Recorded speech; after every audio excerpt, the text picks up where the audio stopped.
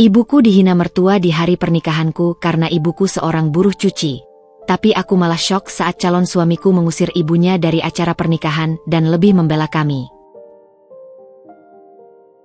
Halo Bunda, semoga Bunda semuanya dalam keadaan sehat dan bahagia ya. Sebelum masuk ke ceritanya, jangan lupa like, komen dan subscribe channel ini ya. Selamat menonton. Sunyi pagi itu terasa begitu hikmat. Seolah alam turut menyiapkan diri untuk sebuah peristiwa sakral dalam hidupku. Di balik jendela kamar hotel yang menjadi persinggahan sementara sebelum akad nanti, langit Jakarta baru saja mengusir kegelapan, membiarkan jingga lembut merambat perlahan.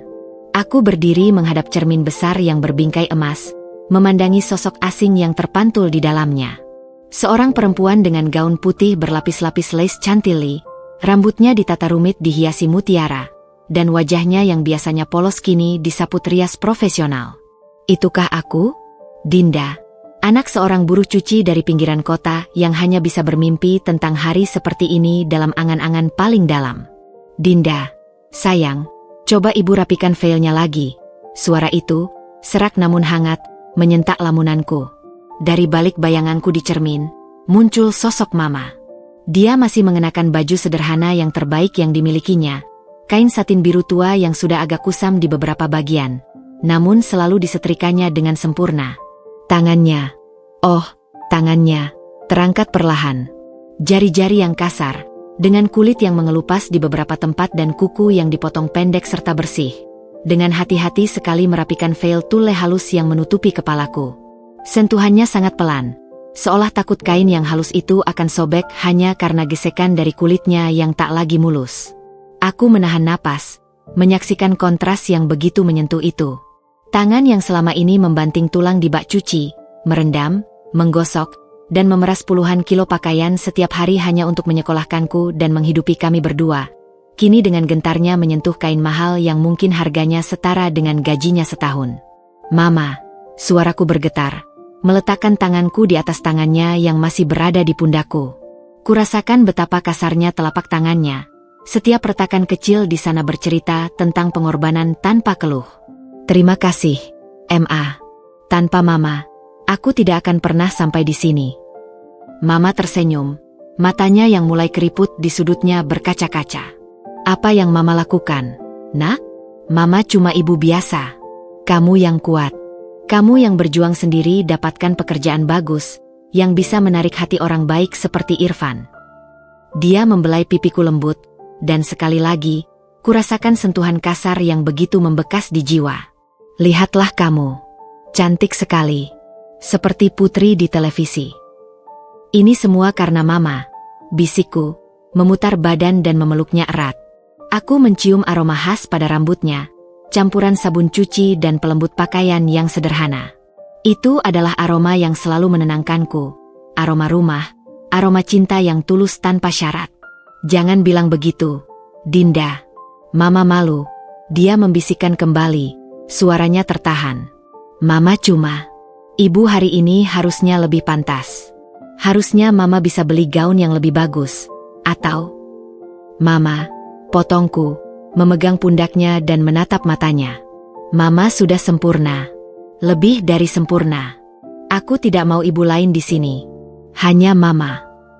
Dia mengangguk, mengusap air mata yang akhirnya jatuh.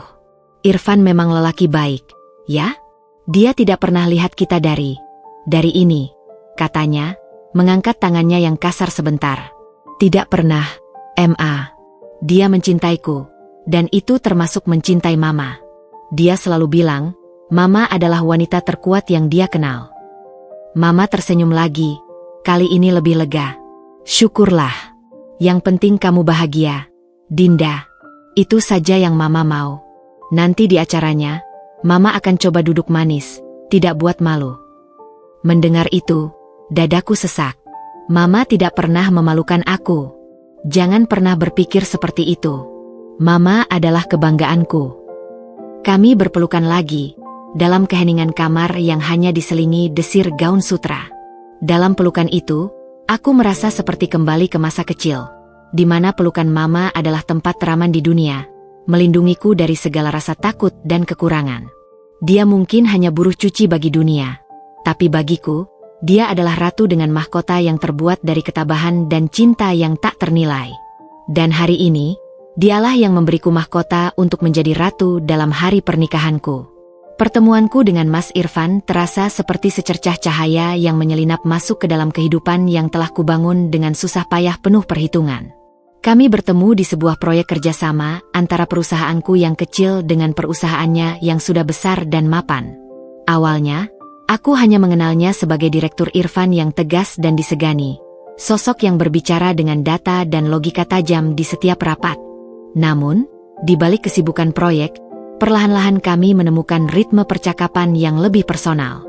Dia yang pertama kali memulai, memujiku atas presentasi yang kuberikan, dan obrolan singkat di lobi gedung bertukar kartu nama itu berlanjut menjadi janji kopi yang kemudian menjadi makan malam, dan akhirnya menjadi sebuah komitmen. Cinta itu tumbuh perlahan, seperti sungai yang mengalir tenang namun pasti. Yang paling kuhargai darinya adalah caranya memandangku, bukan sebagai Dinda, anak dari pinggiran kota dengan latar belakang yang sederhana, tetapi sebagai Dinda, seorang wanita yang mandiri, cerdas, dan pantas untuk dihargai. Dia tidak pernah sekalipun membuatku merasa kurang. Justru, dialah yang selalu mengingatkanku akan nilai-nilai yang kupunya. Nilai yang dia katakan seringkali hilang di dunia yang penuh dengan kematerialistisan. Namun, di balik cahaya hubungan kami, selalu ada bayangan yang menjulang panjang. Bu Sari, ibunda Mas Irfan. Pertemuan pertamaku dengannya masih jelas terpatri dalam ingatanku. Kami makan malam di restoran Prancis yang begitu mewah, hingga sendok dan garpunya saja membuatku bingung. Bu Sari duduk di seberangku, mengenakan setelan blazer berwarna krem yang mahal, matanya yang tajam tak pernah berhenti mengamati setiap gerak-gerikku, mulai dari caraku memegang gelas wine hingga caraku menyeka mulut dengan serbet. "Jadi, Dinda, orang tuamu bekerja di bidang apa?" Tanyanya dengan senyum yang sempurna, namun ada sesuatu yang dingin di baliknya. Aku menarik napas dalam. "Ayah saya sudah meninggal ketika saya kecil, Bu. Ibu saya, beliau memiliki usaha jasa laundry." Itu setengah benar, setengah tidak. Aku sengaja memilih kata, usaha jasa, untuk terdengar lebih baik. Sebuah pembelaan kecil yang langsung kupelajari diperlukan di hadapan wanita seperti dia. "Oh, laundry?" ujarnya. Satu alisnya terangkat hampir tidak kasat mata. "Menarik. Itu bisnis yang cukup praktis, ya? Untuk kalangan tertentu." Kalimatnya menggantung di udara, beracun namun terselubung rapih. "Irfan kan sudah terbiasa dengan standar hidup tertentu. Sayang, aku harap kamu bisa menyesuaikan diri." Mas Irfan, yang duduk di sebelahku, meletakkan tangannya di atas tanganku. "Ibu, Dinda sudah sangat baik seperti adanya. Justru aku yang harus menyesuaikan diri dengan disiplin dan kerendahan hatinya." Bu Sari hanya tersenyum tipis, minum seteguk wine. "Tentu, sayang. Ibu hanya ingin yang terbaik untukmu." Pertemuan-pertemuan selanjutnya selalu memiliki pola yang sama. Di hadapan Mas Irfan, Bu Sari akan bersikap manis dan penuh perhatian, memujiku dengan pujian yang terdengar kosong. "Dinda memang pintar memasak, ya? Atau, warnamu bagus sekali hari ini, Dinda." Tapi begitu kami berdua saja, atau melalui pesan singkat, komentarnya selalu berbeda. Suatu kali, dia mengirimiku tautan ke sebuah blog tentang etiket perjamuan. "Dinda sayang, artikel ini bagus sekali untuk dibaca. Berguna untuk acara-acara keluarga kami nanti." Pesan lainnya, "Kamu pakai brand sepatu apa untuk acara amal minggu depan? Jangan sampai salah. Ya, keluarga kami sering jadi perhatian." Aku selalu mencoba untuk kuat, untuk tidak memberitahu Mas Irfan tentang betapa dalamnya luka yang ditimbulkan oleh sindiran-sindiran halus ibunya. Aku takut merusak hubungan mereka, dan aku yakin cinta Irfan padaku cukup untuk melindungiku dari segalanya. Aku hanya perlu bertahan, dan membuktikan bahwa aku memang pantas, bukan dengan keturunan atau kekayaan, tetapi dengan siapa diriku. "Percayalah padaku, Dinda," bisik Mas Irfan suatu malam, ketika aku terdiam setelah menerima pesan dari Bu Sari tentang pentingnya memilih bunga yang tepat untuk pernikahan kami, yang mengisyaratkan bahwa pilihanku terlalu murahan. "Ibu memang agak tradisional dalam beberapa hal. Tapi yang penting aku tahu siapa kamu. Aku mencintaimu. Dan tidak ada yang akan mengubah itu. Aku memandang matanya, yang jujur dan tulus. Aku ingin mempercayainya, ingin percaya bahwa cinta kami cukup untuk mengatasi segala rintangan. Tapi di sudut hatiku yang paling gelap, bayangan itu tetap ada, mengintai, menunggu untuk muncul di hari yang seharusnya menjadi hari paling bahagia dalam hidupku. Tekanan dari Bu Sari bagai tetesan air yang terus-menerus melubangi batu. Setiap pertemuan, setiap percakapan telepon, bahkan setiap pesan singkat darinya selalu mengandung unsur penilaian dan perbandingan halus yang membuatku merasa seperti sedang berjalan di atas lapisan es yang tipis. Aku mulai merasa lelah harus terus waspada, lelah harus memikirkan setiap kata yang akan kuucapkan, setiap pakaian yang akan kukenakan, takut salah, takut dianggap tidak pantas. Keputusan untuk tidak sepenuhnya jujur tentang pekerjaan Mama bukanlah sesuatu yang kubuat dengan ringan. Itu lahir dari malam-malam panjang di mana aku duduk sendiri, memandangi langit-langit kamar, mempertanyakan apakah kejujuran memang akan membebaskanku atau justru memberikan lebih banyak amunisi kepada Bu Sari untuk melukai Mama, dan pada akhirnya, melukai Mas Irfan dan hubungan kami. Aku masih ingat percakapan dengan Mama tentang hal ini, beberapa minggu setelah pertunangan kami. Kami duduk di meja makan kecil di ruang tamu rumah kontrakan kami yang sederhana. Aroma nasi goreng spesial Mama memenuhi ruangan. "Ma, mulutku terasa kering. Bagaimana kalau, untuk sementara, kita bilang kalau usaha laundry Mama itu, usaha jasa yang lebih besar? Mungkin punya beberapa karyawan." Aku tidak bisa menatap matanya. Mama berhenti menyendok nasi, sendoknya berhenti di tengah-tengah.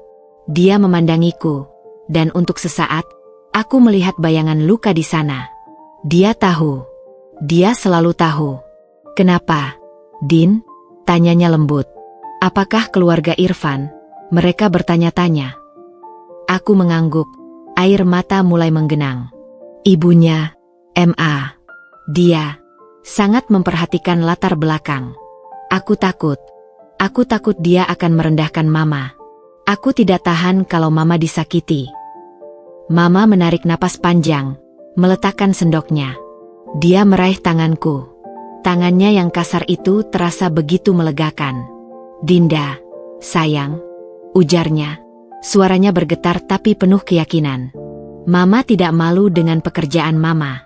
Ini pekerjaan halal, kerja keras. Mama bangga bisa membesarkan kamu dengan kerja keras ini." Tapi, dia memandangku, matanya penuh pengorbanan. Mama juga mengerti.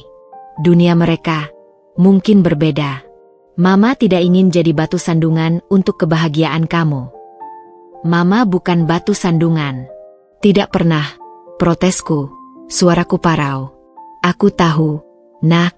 Tapi jika sedikit menghias, kenyataan bisa membuatmu lebih tenang, dan membuat keluarga Irfan lebih menerima, ya tidak apa-apa. Untukmu, Mama rela." Dia tersenyum kecil. Senyum yang membuat dadaku sesak. "Kita bilang saja Mama punya usaha laundry yang dikelola. Itu tidak sepenuhnya bohong, kan? Mama memang mengelolanya, hanya saja sendirian." Aku memeluknya erat, merasa bersalah yang amat sangat. Di pelukannya, aku merasa seperti anak kecil lagi yang mencari perlindungan. "Aku minta maaf, Ma. Aku minta maaf sudah meminta Mama melakukan ini." "Diam, sayang," bisiknya sambil membelakangiku. "Yang penting kamu bahagia. Itu yang Mama mau. Nanti kalau kalian sudah menikah dan mereka sudah mengenal kita lebih baik, kita bisa cerita yang sebenarnya. Pelan-pelan." Jadi, kebohongan kecil itu pun dimulai. Setiap kali ada yang bertanya, terutama dari keluarga atau kenalan Irfan, aku akan berkata, "Ibu saya memiliki usaha jasa laundry." Aku menghindari kata buruh atau mencuci sendiri. Aku bahkan membuatkan Mama sebuah kartu nama sederhana yang bertuliskan Sries Laundry Service Professional Garment Care dengan nomor telepon rumah. Mama menyimpannya di dompet, dan kadang dia mengeluarkannya dan memandanginya dengan ekspresi aneh, antara lucu dan sedih. Ini kartu nama mama yang pertama, candanya suatu hari, tapi ada getir dalam candaannya itu. Ma. Bohong kecil, nak. Untuk kebaikan, katanya, lebih kepada meyakinkan dirinya sendiri daripada meyakinkanku. Aku tahu ini menyakitinya. Aku tahu ini mengikis sedikit harga dirinya yang sudah dibangun dengan susah payah. Tapi dalam kepolosanku, aku berpikir ini adalah benteng yang bisa melindunginya dari kekejaman dunia Busari. Aku tidak menyadari bahwa kebohongan, sekecil apapun, justru akan memberikan senjata yang lebih tajam untuk digunakan melawan kami di kemudian hari. Aku hanya berharap, seperti kata Mama, bahwa suatu hari nanti, ketika mereka sudah mengenal kami, kebenaran akan bisa diterima dengan lapang dada. Saat itu, aku terlalu naif untuk memahami bahwa bagi orang seperti Busari, persepsi seringkali lebih penting daripada kebenaran itu sendiri. Pesta resepsi berlangsung di sebuah ballroom hotel megah. Kristal-kristal pada lampu gantung memantulkan cahaya keemasan, menyinari setiap sudut ruangan yang dipenuhi dengan bunga segar beraroma wangi. Suara lembut musik orkestra mengalun, menyatu dengan gemerisik gaun sutra dan gelak tawa para tamu yang sebagian besar adalah rekan bisnis dan keluarga besar Irfan. Aku dan Mas Irfan berdiri di dekat pintu masuk, menyambut setiap tamu dengan senyum. Tangannya yang hangat selalu menggenggam tanganku, sesekali memberinya tekanan lembut, seakan mengatakan, kita melalui ini bersama. Dari kejauhan, aku melihat Mama. Dia duduk sendiri di sebuah meja yang agak di pojok, tidak jauh dari barisan meja prasmanan. Dia terlihat kecil dan rapuh di tengah keramaian dan kemewahan itu. Gaun satin biru tuanya, yang ku ketahui telah disetrikanya berulang kali hingga sempurna, terlihat sederhana sekali dibandingkan gaun-gaun desainer yang dikenakan para wanita lain. Tapi dia duduk dengan tegak, mencoba untuk terlihat percaya diri. Tangannya memegang piring kecil berisi kue. Dan aku melihatnya memerhatikan bagaimana orang lain menggunakan alat makan mereka, menirunya dengan hati-hati. Perihnya rasanya melihatnya harus melalui itu. Tapi dia tersenyum padaku ketika pandangan kami bertemu, memberiku anggukan kecil yang berarti, aku baik-baik saja. Aku sedang asyik mendengarkan cerita lucu dari seorang rekan bisnis Irfan ketika telinga kananku, yang secara tidak sengaja terbuka ke arah sekelompok wanita, menangkap suara yang terlalu familiar. Suara itu tinggi, bernada manis namun menusuk, seperti belati yang dibungkus sutra. Suara Busari. Ya, Tuhan, jangan dilihat dulu, desisnya, seolah membagikan sebuah rahasia yang menggoda. Para wanita di sekelilingnya, beberapa saudara dan teman dekatnya, langsung mendekat, mata mereka berbinar penuh antisipasi. Aku membeku. Senyumku pudar. Mas Irfan, yang merasakan perubahan pada diriku, memandangku dengan bertanya. Lihat itu, yang di pojok sana. Pakai baju biru. Itu loh, ibunya Dinda, bisik Busari. Suaranya cukup jelas untuk melewati desing musik. Seorang wanita di sebelahnya mengerutkan kening. Oh, yang punya usaha laundry yang kau ceritakan. Busari mendecakkan lidahnya, suara yang kecil tapi penuh penghinaan. Usaha laundry? Klase. Itu cuma kedok. Dinda yang bilang begitu untuk terdengar lebih baik. Sebenarnya, wanita itu cuma buruh cuci. Bayangkan, mencuci pakaian kotor orang di pinggir kali, mungkin. Rasa mual langsung menyerangku. Dunia di sekelilingku seakan kehilangan suara. Astaga. Serius? Sahut wanita lain. Matanya melotot dengan campuran rasa tidak percaya dan kegembiraan karena mendapat gosip Juce. Beneran. Lihat sendiri caranya pegang garpu. Seperti memegang cangkul. Sungguh tidak ada basic manner sama sekali, sambung Busari, menirukan dengan gerakan tangan yang berlebihan, membuat para wanita di sekitarnya terkikik-kikik. Lalu bagaimana dengan keluarganya yang lain? Tanya yang lain. Ayahnya sudah tidak ada. Mungkin malu lalu kabur.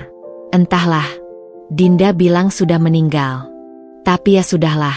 Yang penting Irfan senang. Dia kan selalu ingin terlihat dermawan dengan menolong orang-orang seperti itu. Aku hanya khawatir genenya nanti menurun pada cucu-cucuku. Darahnya tidak bagus. Setiap kata seperti cambukan di kulitku. Aku melihat ke arah Mama. Dia sedang mengangkat gelas air. Tangan yang telah bekerja keras membesarkanku, sedikit gemetar.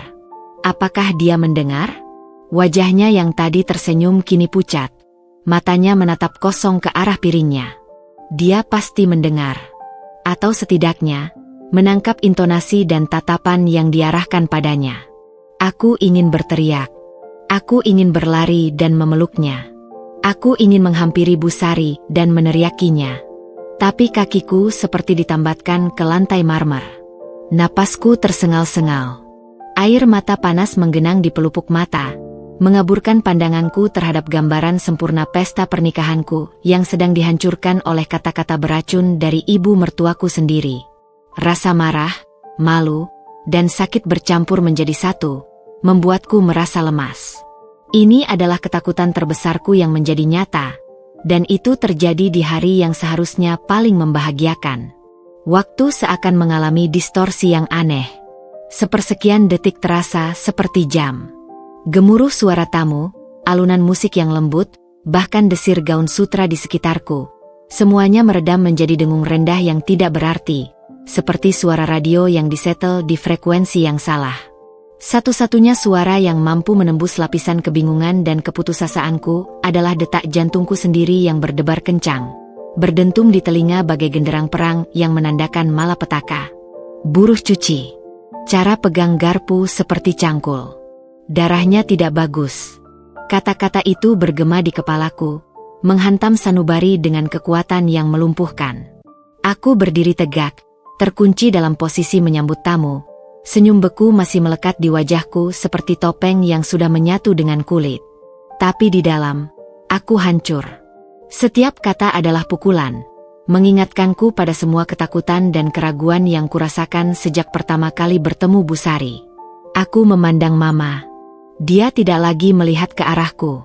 Kepalanya tertunduk sangat dalam, seolah-olah tengkuknya tidak mampu lagi menopang berat penghinaan yang baru saja diterimanya. Piring kecil berisi kue yang tadi ada di tangannya, kini sudah berada di atas meja, seolah disentuhnya saja sudah terasa menyakitkan. Tangan yang selama ini menjadi simbol kekuatan dan kelembutannya, tergeletak di pangkuannya, telapaknya menghadap ke atas, dan dari kejauhan pun aku bisa melihatnya gemetar. Dia mencoba menyembunyikannya dengan menyimpannya di bawah lipatan taplak meja, tetapi getaran halus itu masih terlihat di bahunya yang naik turun dengan tidak teratur. Dia sedang berusaha sangat keras untuk tidak menangis, untuk tidak memberikan kepuasan lebih kepada para wanita yang telah mengolok-oloknya. Tidak, bisikku dalam hati, suara yang tercekik dan putus asa. Tolong, tidak. Jangan lakukan ini padanya. Tidak di hari ini. Rasa malu yang membara menyebar di seluruh tubuhku. Ini salahku. Aku yang membawanya ke sini. Aku yang memaksanya masuk ke dalam dunia yang asing dan kejam ini. Aku yang memintanya untuk menyembunyikan kebenaran, yang justru memberikan senjata kepada Bu Sari untuk melukinya dengan lebih dalam. Andai saja aku jujur dari awal. Andai saja aku lebih berani. Sekarang, Mama yang harus menanggung konsekuensinya, duduk sendirian di tengah pesta, dipermalukan karena sesuatu yang seharusnya menjadi kebanggaan. Dari sudut mataku, aku melihat beberapa tamu di meja sebelah Mama mulai meliriknya dengan pandangan penasaran dan sedikit kasihan. Mereka pasti mendengar atau merasakan ketegangan yang terjadi. Rasa malu itu berganti dengan kemarahan yang tiba-tiba dan membara. Kemarahan pada Bu Sari. Kemarahan pada diriku sendiri. Kemarahan pada situasi yang tidak adil ini. Aku ingin bergerak. Aku ingin berlari ke sisi Mama, memeluknya erat, dan membawanya pergi dari sana. Aku ingin berdiri di depannya dan menjadi perisai yang melindunginya dari semua tatapan dan bisikan itu. Tapi tubuhku menolak untuk patuh. Kakiku terasa berat seperti dicor dengan beton. Nafasku tersengal-sengal, dan dadaku sesak, seolah ditindih oleh beban yang tak terlihat. Aku memandang Mas Irfan di sebelahku. Dia masih berbicara dengan rekan bisnisnya, tapi senyumnya sudah tidak seluas tadi. Alisnya berkerut sedikit, dan matanya, yang biasanya begitu cerah, sekarang memandangku dengan pertanyaan dan kekhawatiran. Dia merasakan bahwa ada sesuatu yang sangat tidak beres. "Dinda?" Dia membisikkan, suaranya rendah penuh perhatian, sambil tangannya meraih tanganku dan memberinya tekanan lembut. "Kamu baik-baik saja? Wajahmu pucat." Aku membuka mulut, berusaha mengucapkan sesuatu, sebuah penolakan, sebuah penjelasan, sebuah permintaan tolong. Tapi tidak ada suara yang keluar. Lidahku terasa kaku dan kering. Aku hanya bisa memandangnya dengan mata yang sudah dipenuhi air mata, lalu memandang ke arah Mama, dan kembali kepadanya, harapanku yang terakhir. Dunia benar-benar telah berhenti berputar. Di tengah kemewahan dan keceriaan pesta pernikahanku sendiri, aku dan Mama terkunci dalam gelembung kesakitan dan penghinaan, sementara semua orang di sekitar kami terus tertawa dan bersenang-senang, tidak menyadari bahwa sebuah hati sedang diinjak-injak tepat di depan mata mereka. Sebelum aku bisa mengumpulkan seperserpun kekuatan untuk bergerak, atau sebelum aku bisa membentuk satu kata pun untuk memperingatkan Mas Irfan tentang badai yang baru saja menerpa kami, dia sudah bergerak. Perubahannya begitu cepat dan drastis sehingga hampir-hampir tak bisa kupercaya. Senyum ramah yang tadi menghiasi wajahnya saat berbincang dengan tamu langsung menguap, digantikan oleh suatu ketegangan yang membeku. Wajahnya, yang biasanya memancarkan ketenangan dan kendali diri, berubah menjadi merah padam, bukan karena malu, tapi karena amarah yang mendidih yang jarang sekali kulihat. Matanya, yang biasanya hangat dan penuh humor, kini menyipit, memancarkan kilatan dingin yang sanggup menembus baja. Dia tidak lagi melihat kepadaku. Seluruh perhatiannya tertuju pada kelompok tempat ibunya berdiri, dan dari perubahan drastis pada raut wajahnya, aku tahu. Dia mendengar. Dia mendengar segalanya. Tanpa mengucapkan sepatah kata pun kepadaku, dia melepaskan genggamannya pada tanganku. Bukan dengan kasar, tapi dengan suatu kepastian yang membuatku tahu bahwa tindakan yang akan dilakukannya tidak dapat ditawar lagi. Langkahnya tidak terburu-buru, tapi tegas dan berwibawa. Setiap jejak kakinya di karpet merah seakan meninggalkan bekas kehendak yang tak tergoyahkan. Kerumunan tamu seakan secara insting membuka jalan untuknya. Suasana riuh rendah perlahan mereda saat mereka menyadari ada sesuatu yang terjadi. Ekspresi mereka berubah dari riang menjadi penasaran, kemudian waspada. Aku hanya bisa berdiri di tempatku, terkagum-kagum dan sekaligus ketakutan. Ini adalah sisi dari Mas Irfan yang belum pernah kulihat secara langsung. Sisi seorang pemimpin yang tegas, yang tidak ragu untuk menghadapi ketidakadilan, bahkan jika itu berarti harus berhadapan dengan darahnya sendiri.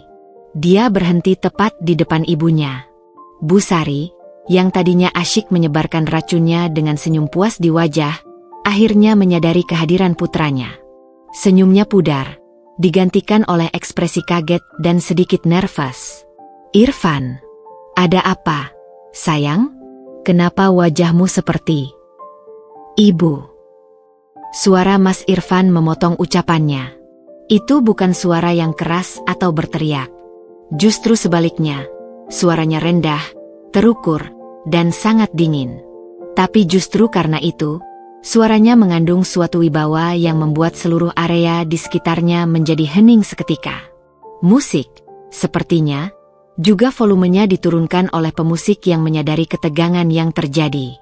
"Apakah ibu bisa mengulangi apa yang baru saja ibu katakan pada tante-tante ini?" tanya Mas Irfan.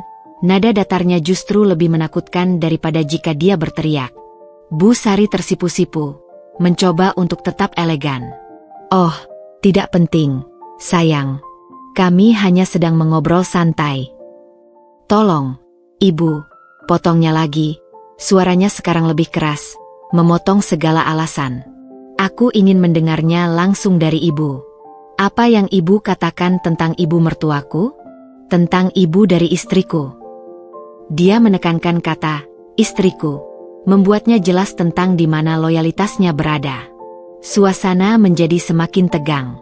Para wanita di sekitar Bu Sari mulai melihat kemana-mana, merasa tidak nyaman. Bu Sari sendiri terlihat terjebak.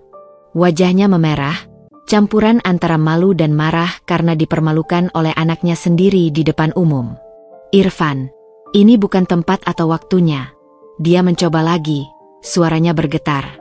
Ini tepat tempat dan waktunya, Ibu, jawab Mas Irfan, tanpa memberinya ruang untuk menghindar. Hari ini adalah hari pernikahanku. Dan aku tidak akan membiarkan siapapun itu, merendahkan keluarga yang telah melahirkan istri yang aku cintai dan hormati. Setiap kata diucapkan dengan jelas dan tegas, terdengar hingga ke sudut-sudut ruangan yang kini hening.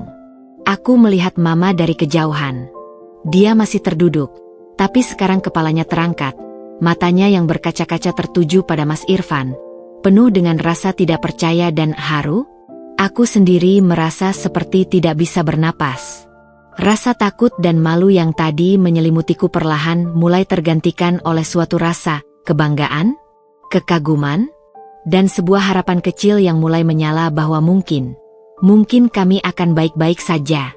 Diam yang menyelimuti ballroom terasa begitu pekat, seolah-olah bahkan napas pun ditahan oleh setiap tamu yang menyaksikan konfrontasi yang tak terduga itu. Cahaya lampu kristal yang gemerlap tiba-tiba terasa menyilaukan, menyinari ketegangan yang memenuhi udara. Bu Sari berdiri kaku di hadapan putranya. Wajahnya yang biasanya begitu maskulin dan penuh percaya diri kini memudar menjadi pucat pasi. Bibirnya bergetar, berusaha membentuk kata-kata yang tak kunjung keluar. Dia terpojok, dan untuk pertama kalinya, aku melihat keraguan dan ketakutan di matanya. Irfan, kamu tidak memahami konteksnya. Dia akhirnya berkata, suaranya lebih tinggi dari biasanya, mencoba mengambil alih kendali yang sudah sangat jelas tidak lagi berada di tangannya.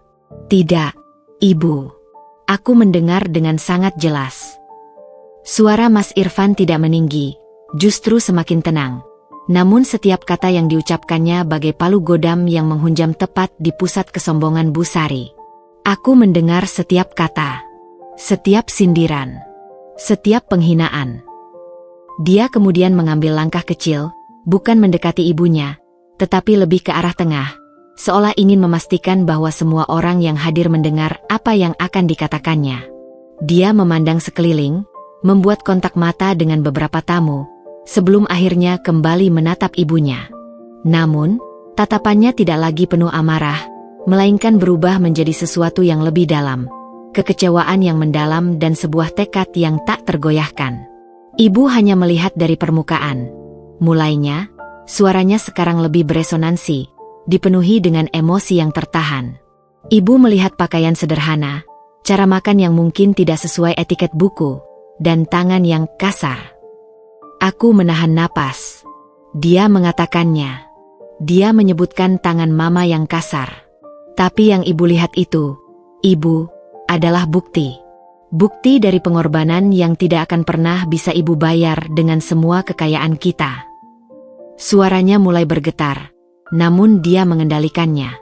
Tangan yang kasar itu adalah tangan yang telah bekerja tanpa lelah, merendam, menggosok, dan memeras, bukan untuk membeli perhiasan atau tas branded, tetapi untuk membeli buku sekolah, seragam, dan makanan untuk putrinya. Untuk istriku. Dia menoleh ke arahku sebentar, matanya berkaca-kaca, memberiku anggukan kecil yang penuh arti sebelum kembali menatap ibunya yang kini terlihat semakin kecil. Setiap retakan di telapak tangan itu, Ibu, adalah cerita tentang hari-hari di mana dia harus memilih antara makan atau membayar uang listrik. Setiap noda yang tidak bisa hilang adalah pengingat akan deterjen murah yang harus dia gunakan agar bisa menyisihkan uang untuk les tambahan Dinda. Air mata akhirnya menetes di pipiku, mengalir bebas, menghapus semua riasan. Tapi aku tidak peduli. Aku tidak merasa malu lagi.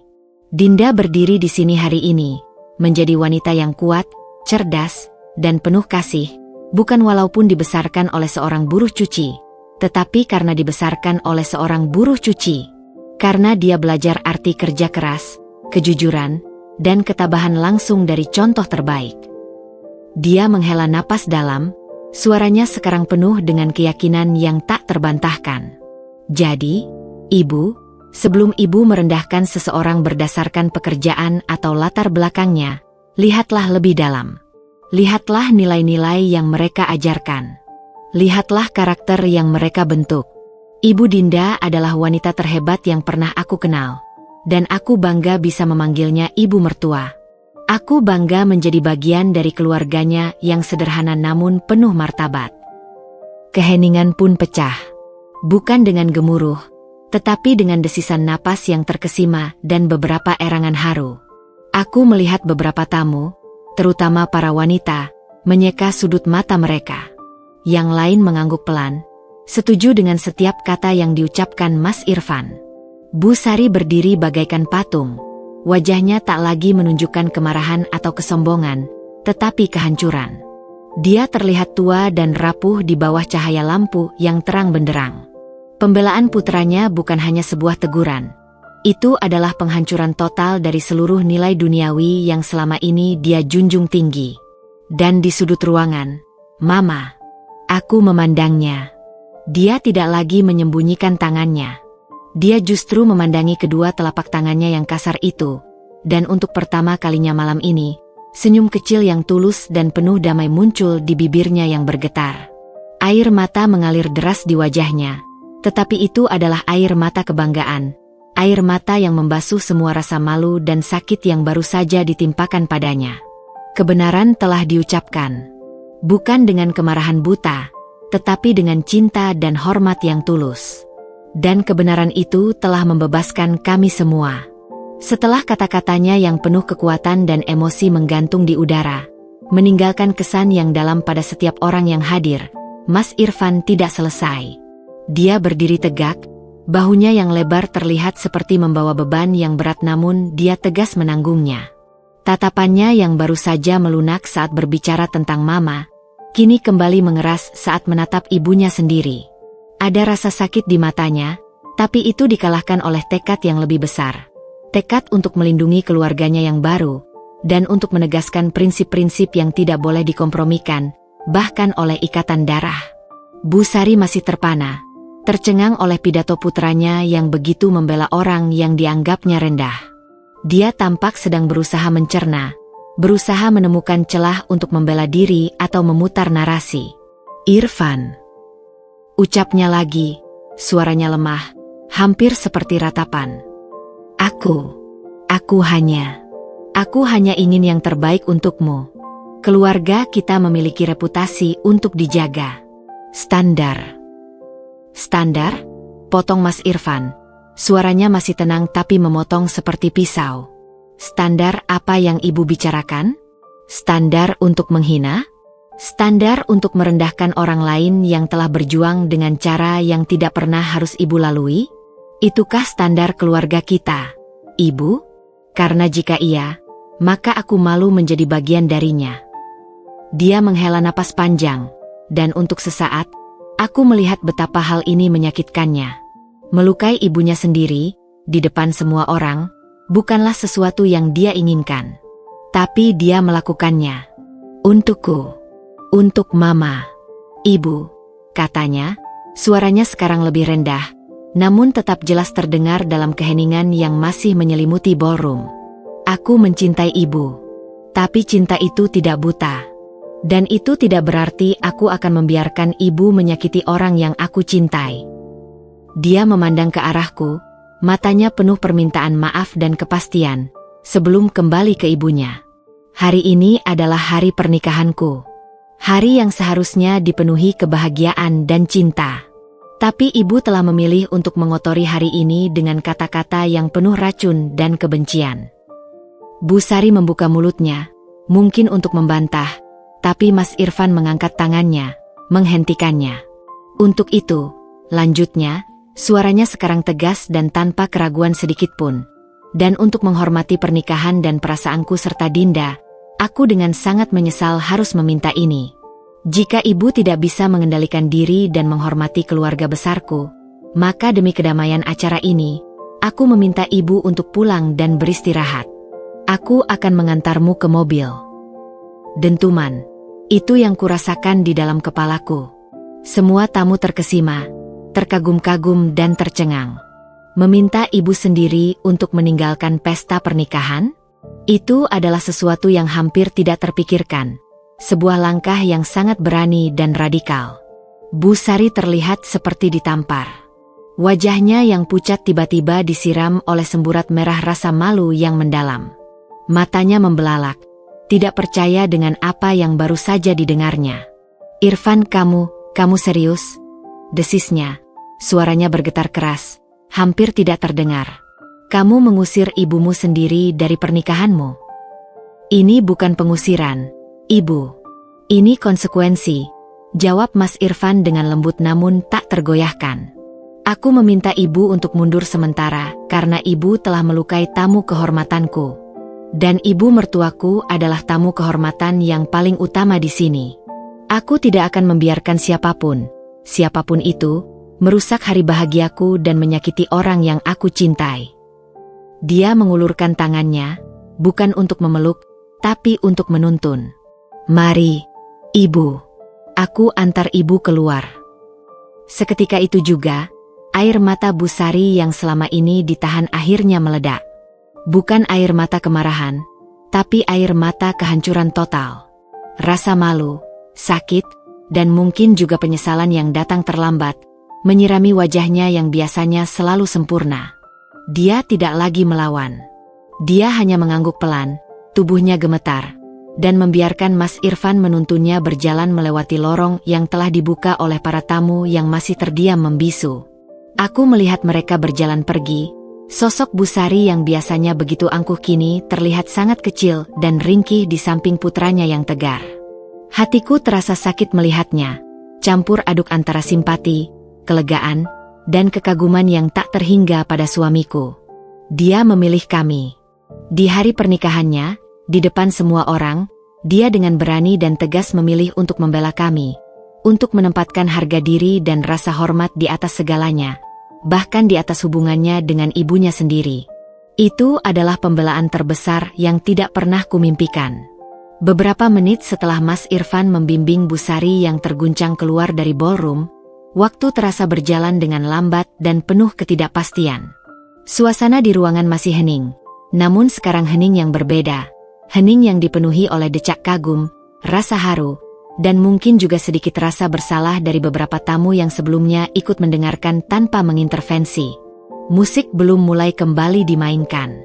Semua mata, yang tadinya tertuju pada pintu keluar, kini beralih kepadaku.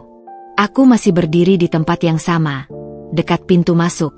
Tubuhku terasa lemas bagai kain basah, namun hatiku dipenuhi oleh gelombang emosi yang begitu besar sehingga aku hampir tidak bisa menahannya. Lalu, dia kembali. Mas Irfan muncul dari balik pintu. Wajahnya masih menunjukkan sisa-sisa ketegangan dan kesedihan dari konfrontasi yang barusan terjadi. Tetapi juga ada ketenangan yang baru, seolah dia telah melakukan apa yang harus dilakukan dan sekarang siap menghadapi konsekuensinya. Dia tidak langsung menuju ke arahku. Sebaliknya, dia menatap sekeliling ruangan, bertemu dengan pandangan para tamu, dan memberikan anggukan kecil. Sebuah isyarat halus bahwa semuanya sudah beres, bahwa mereka bisa melanjutkan acara. Tapi kemudian, langkahnya berbelok. Bukan ke arahku, bukan ke arah panggung, tapi menuju sudut ruangan. Ke arah meja tempat Mama masih duduk. Dari kejauhan, aku melihat tubuh Mama menegang saat Mas Irfan mendekat. Ekspresinya campur aduk antara takut, malu, dan haru. Mungkin dia berpikir dia akan diminta untuk meninggalkan acara juga, atau mungkin dia merasa telah menjadi penyebab semua kekacauan ini. Tapi yang dilakukan Mas Irfan justru membuat seluruh isi ballroom, dan diriku, terengah-engah. Dia berhenti di depan Mama, dan dengan penuh hormat, dia membungkuk. Bukan sekadar membungkuk biasa, tapi sebuah bau yang dalam, menunjukkan penghormatan yang tertinggi. Kemudian, dia berjongkok di samping kursinya, sehingga posisi matanya sejajar dengan Mama. "Ma," ucapnya, suaranya lembut namun jelas terdengar di keheningan yang masih menyelimuti ruangan. Aku melihat bibir Mama bergetar, air matanya yang sudah mengering di pipi kembali menggenang. "Ma," ulang Mas Irfan, meraih kedua tangan kasar Mama dan menggenggamnya dengan erat di tangannya yang besar dan hangat. Dia tidak menjauhkannya atau memandangnya dengan kasihan. Dia justru memandang, Neksi, tangan itu dengan penuh penghargaan. Saya Saya tidak ada kata-kata yang cukup untuk menyatakan malu dan maaf saya atas perilaku ibu saya. Mama menggeleng-geleng kepalanya, mencoba berbicara tapi hanya suara terisak yang keluar. Tidak usah. Tidak, Ma. Ini harus saya katakan, potong Mas Irfan dengan lembut. Terima kasih. Terima kasih telah melahirkan dan membesarkan Dinda menjadi wanita yang luar biasa.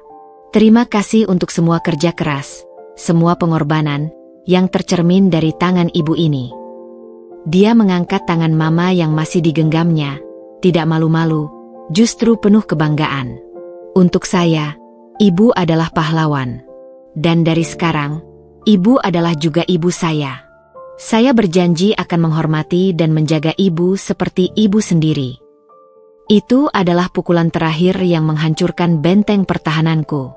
Aku tidak bisa lagi menahan diri. Aku berjalan mendekati mereka, air mataku mengalir deras. Saat aku mendekat, Mas Irfan menoleh kepadaku, matanya juga berkaca-kaca. Dia membuka lengannya, dan aku pun berlutut di sampingnya, memeluk Mama dari satu sisi, sementara Mas Irfan masih memegang tangan Mama dari sisi yang lain. Kami bertiga berpelukan di sana, di lantai ballroom yang mewah, dikelilingi oleh ratusan pasang mata, tapi saat itu, seolah hanya ada kami bertiga di dunia. Terima kasih, Nak, bisik Mama akhirnya, suaranya parau namun penuh kelegaan. Tangannya yang satu membelakangiku, yang lain masih erat menggenggam tangan Mas Irfan.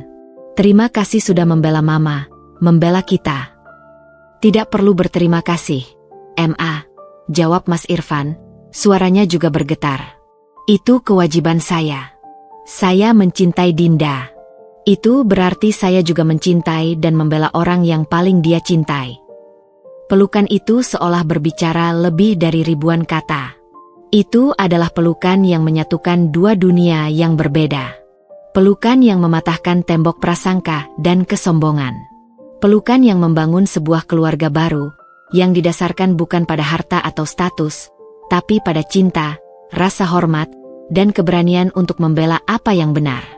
Dan dari sekeliling kami, untuk pertama kalinya sejak insiden tadi, tepuk tangan pelan mulai bergemuruh, berubah menjadi aplaus yang riuh dan penuh dukungan. Itu bukan tepuk tangan untuk sebuah pertunjukan, tapi sebuah pengakuan, sebuah penghormatan, dan sebuah restu untuk kami, keluarga kecil yang baru saja dilahirkan melalui ujian yang begitu berat. Pesta pernikahan kami akhirnya berlanjut setelah momen penuh emosi itu. Meskipun awalnya canggung, perlahan-lahan suasana mulai mencair. Banyak tamu yang menghampiri kami dan Mama, menyampaikan dukungan dan memuji keberanian serta integritas Mas Irfan. Mama, yang awalnya masih terlihat sedih, perlahan mulai tersenyum kembali, meskipun matanya masih merah. Aku bisa melihat betapa leganya dia, bukan hanya karena dibela, tetapi karena diterima. Kami menjalani sisa acara dengan perasaan yang campur aduk. Di satu sisi, ada kebahagiaan karena akhirnya menikah dengan pria yang sangat mencintaiku. Di sisi lain, ada kepedihan atas kejadian yang menimpa Bu Sari dan ketegangan yang pasti akan menyertai hubungan kami ke depannya. Keesokan harinya, kami berangkat untuk moon yang telah direncanakan ke Bali.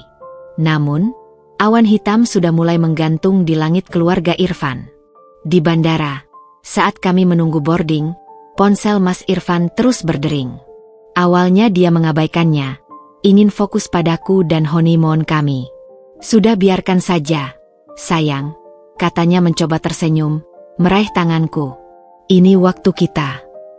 Tapi deringan itu tak henti-hentinya, diselingi dengan bunyi message yang terus masuk.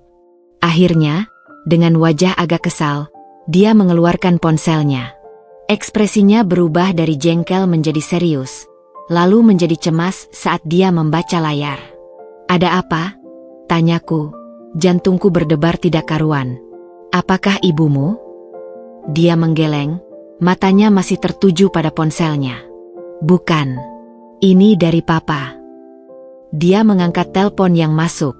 Papa, ada apa? Kami sedang di bandar.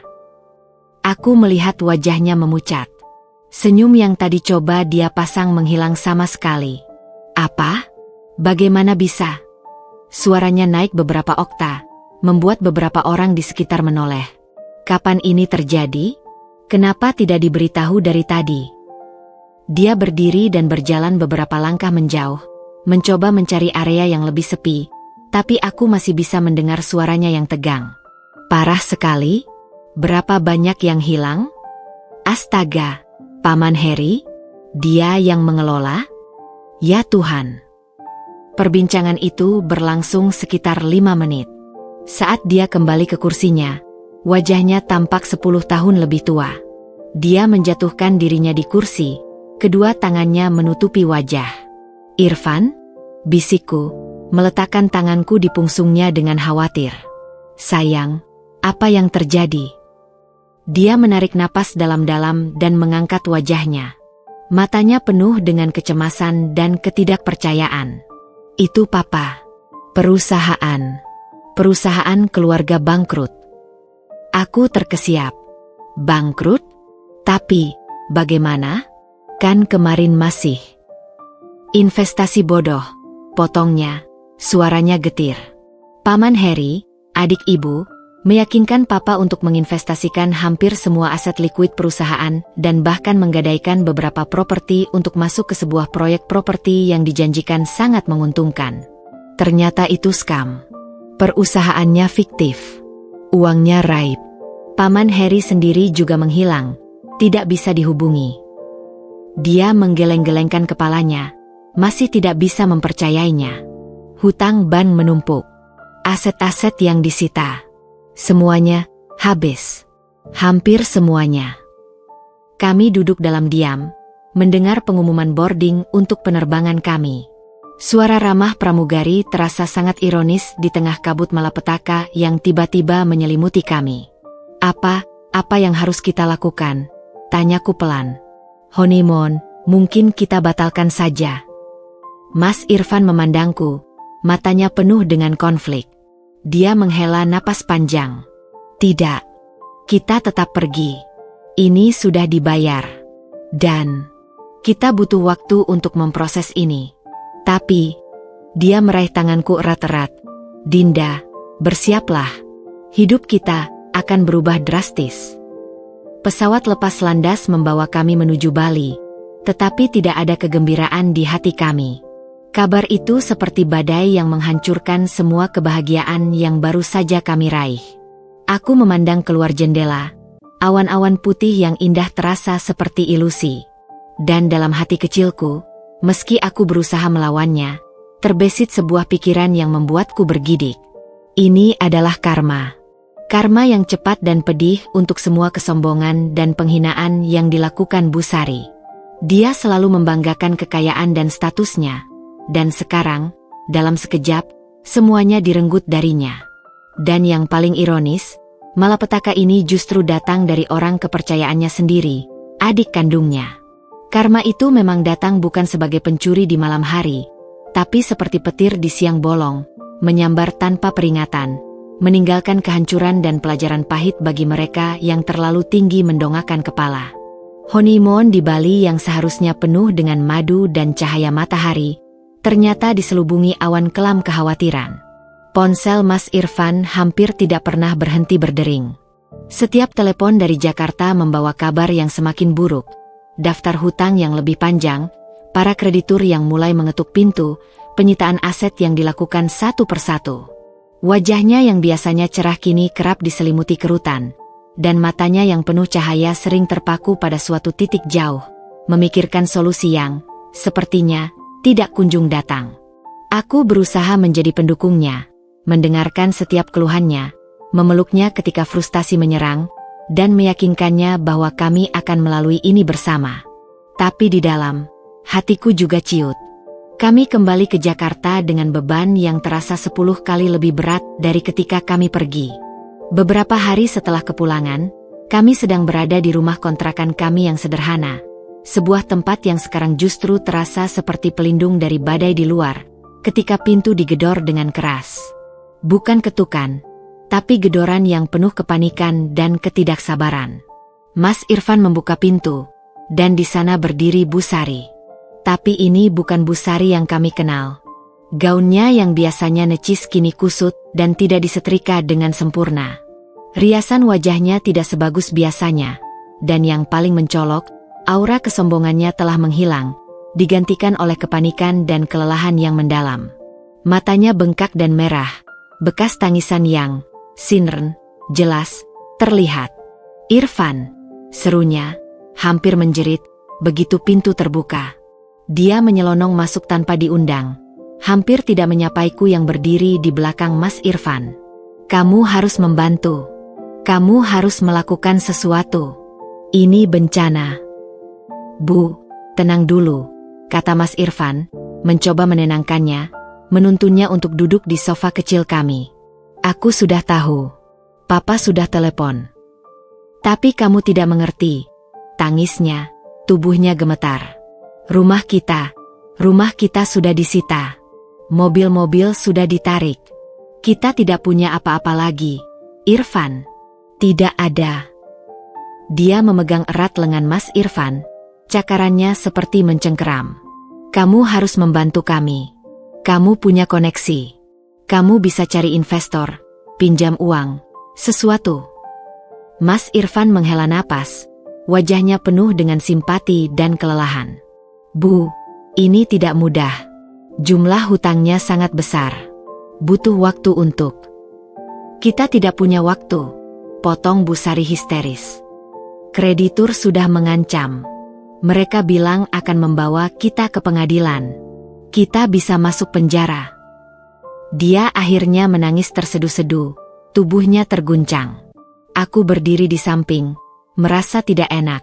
Seburuk apapun sikapnya, melihat seseorang hancur seperti ini adalah pemandangan yang menyedihkan. Setelah beberapa saat, tangisnya mereda. Mas Irfan duduk di sampingnya, memegangi bahunya. "Bu, aku akan berusaha membantumu. Aku akan bicara dengan lawyer. Lihat apa yang bisa dilakukan untuk negosiasi ulang hutang. Tapi..." Dia berhenti, mengambil napas. "Ada satu syarat."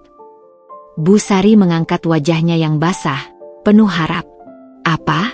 Apa saja? Syarat apapun." Mas Irfan menatapnya dengan dalam, matanya penuh dengan tekad yang sama seperti di pesta pernikahan. "Ibu harus meminta maaf. Secara tulus. Kepada Dinda." Dia menoleh kepadaku, dan terutama kepada Ibu Dinda. "Ibu harus meminta maaf atas semua ucapan dan sikap menghina Ibu. Atas semua yang Ibu katakan di pesta pernikahan kami." Wajah Bu Sari berubah. Kepanikan dan harapannya perlahan memudar, digantikan oleh sesuatu yang lain, keengganan. Bahkan dalam keadaan terpuruk seperti ini, gengsi dan kesombongannya masih bersisa. "Irfan, ini bukan waktunya untuk..." "Ini tepat waktunya, Bu," potong Mas Irfan, suaranya tegas. "Masalah finansial ini bisa saja diselesaikan dengan waktu dan usaha.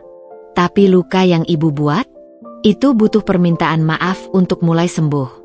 Dan aku tidak akan membantumu jika Ibu tidak bisa mengakui kesalahanmu dan meminta maaf kepada mereka." Bu Sari menarik napas, berdiri. Wajahnya yang tadinya memohon sekarang memerah karena marah dan malu. "Jadi kamu memakai keadaan ini untuk memaksaku? Untuk menghinaku lebih dalam?" "Ini bukan tentang menghina, Ibu. Ini tentang tanggung jawab. Tentang menjadi manusia yang lebih baik. Tentang mengakui bahwa nilai seseorang bukan dari hartanya, tapi dari karakternya. Dan sekarang, saat Ibu kehilangan harta, inilah waktunya untuk membangun karakter itu." Bu Sari menggeleng-gelengkan kepalanya, matanya menyipit. "Tidak. Aku tidak akan merendahkan diriku seperti itu. Meminta maaf pada seorang buruh cuci? Lebih baik aku menghadapi kreditur." Dengan itu, dia berbalik dan berjalan ke pintu, membukanya dengan kasar. Sebelum pergi, dia menoleh sekali lagi, matanya membara. "Aku tidak menyangka anak kandungku sendiri akan berbalik melawanku di saat seperti ini." Pintu dibantingnya. Suara bantingan itu menggema di rumah kami yang kecil, meninggalkan keheningan yang berat. Mas Irfan terduduk kembali di sofa, wajahnya tertanam di tangannya.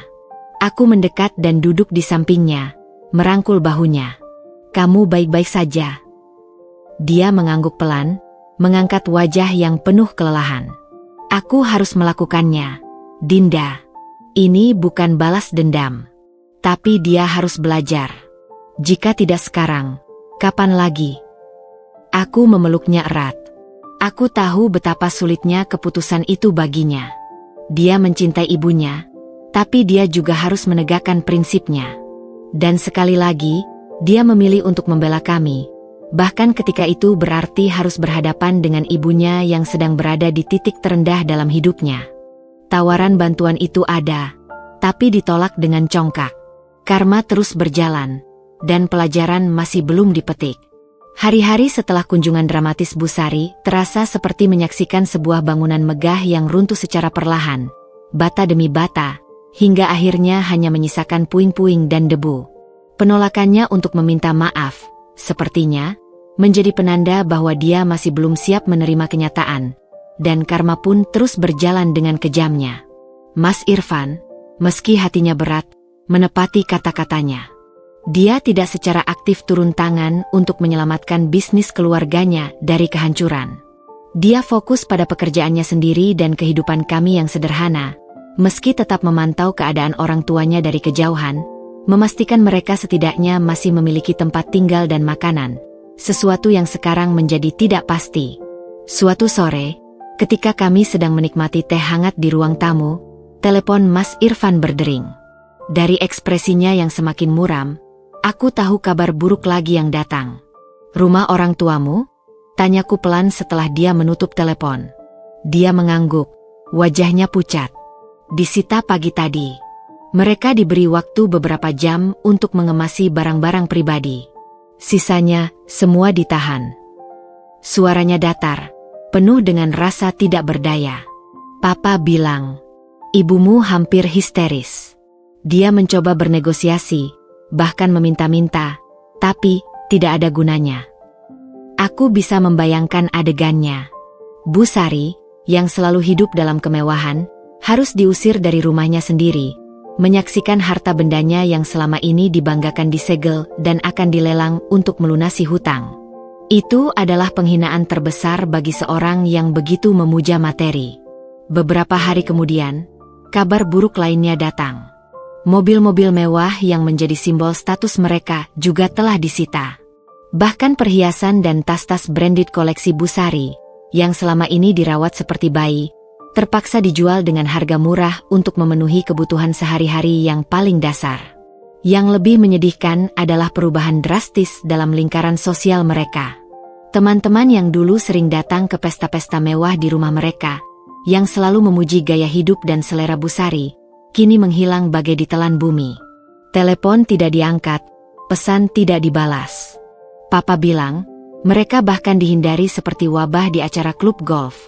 Cerita Mas Irfan suatu malam, suaranya getir. Tidak ada yang mau berurusan dengan orang yang bangkrut. Sepertinya mereka takut ditagih utang atau dicemari, sialnya. Aku mendengarkan dengan perasaan campur aduk. Di satu sisi, ada kepuasan melihat karma bekerja dengan sempurna. Tapi di sisi lain, hatiku merasa iba.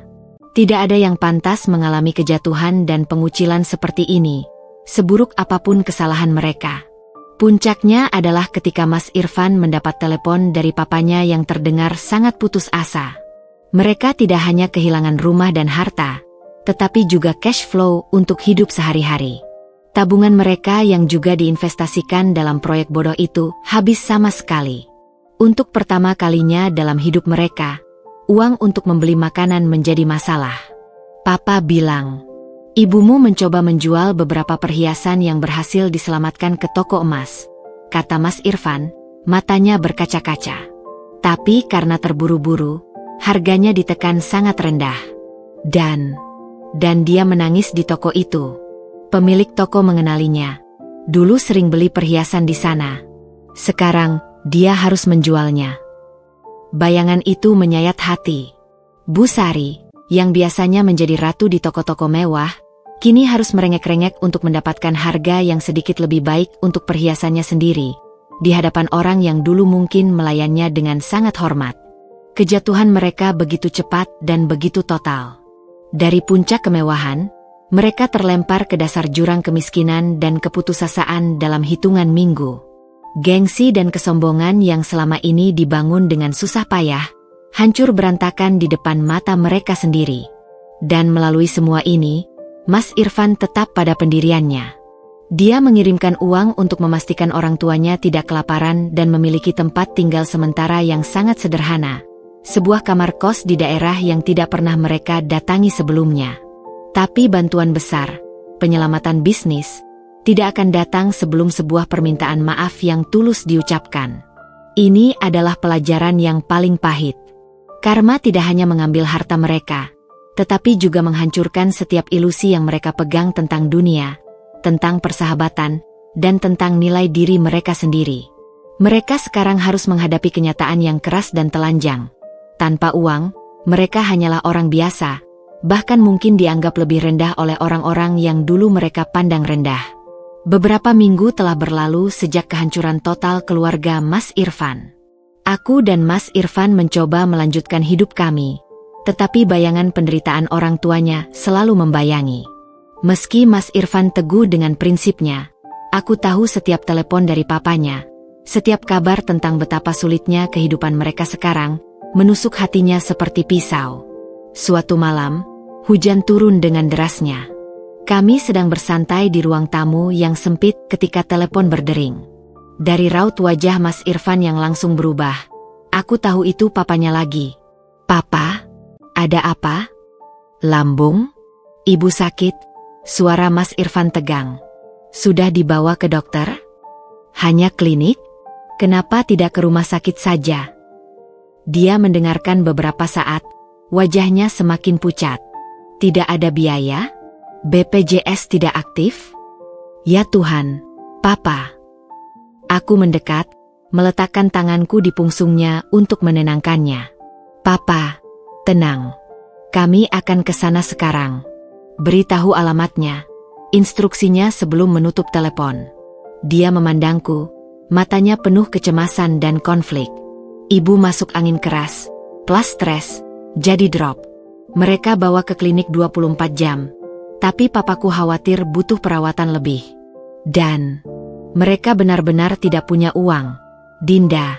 Untuk obat saja mungkin susah." "Lekas ambil jaket," kataku sambil sudah beranjak mengambil dompet dan kunci mobil. "Kita harus ke sana."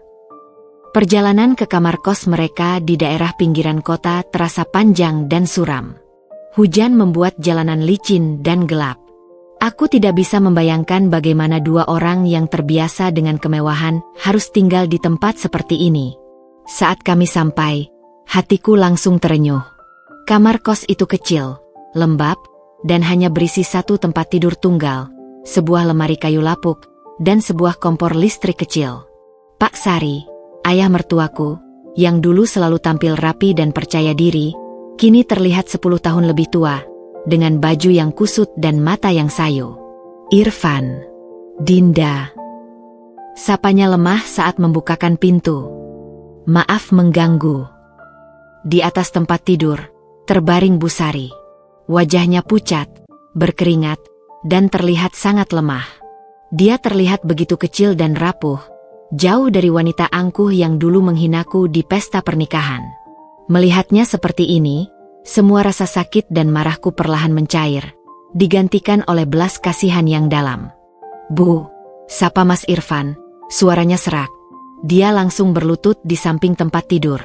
"Kenapa tidak bilang dari dulu kalau sudah segini parahnya?" Bu Sari membuka matanya, melihat putranya, dan air mata langsung mengalir. "Irfan, maafkan ibu. Ibu sudah menjadi beban."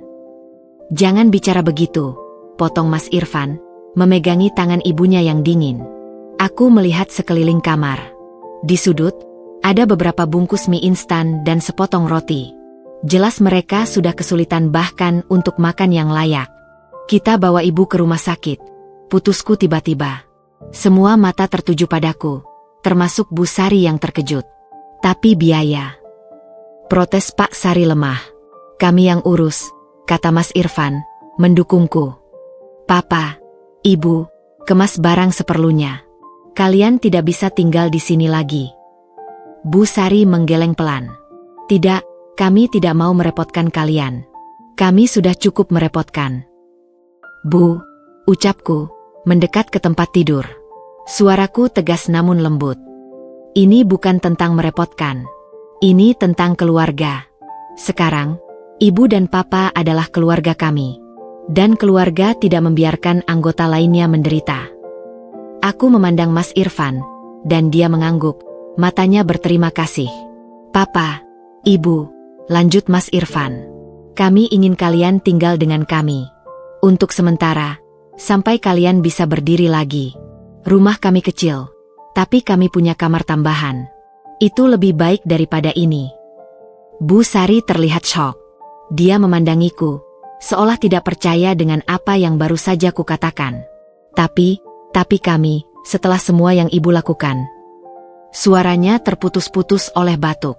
Aku duduk di tepi tempat tidurnya, mengambil tangan yang dingin itu. Itu sudah berlalu, Bu. Sekarang, yang penting ibu sembuh. Air matanya mengalir lebih deras.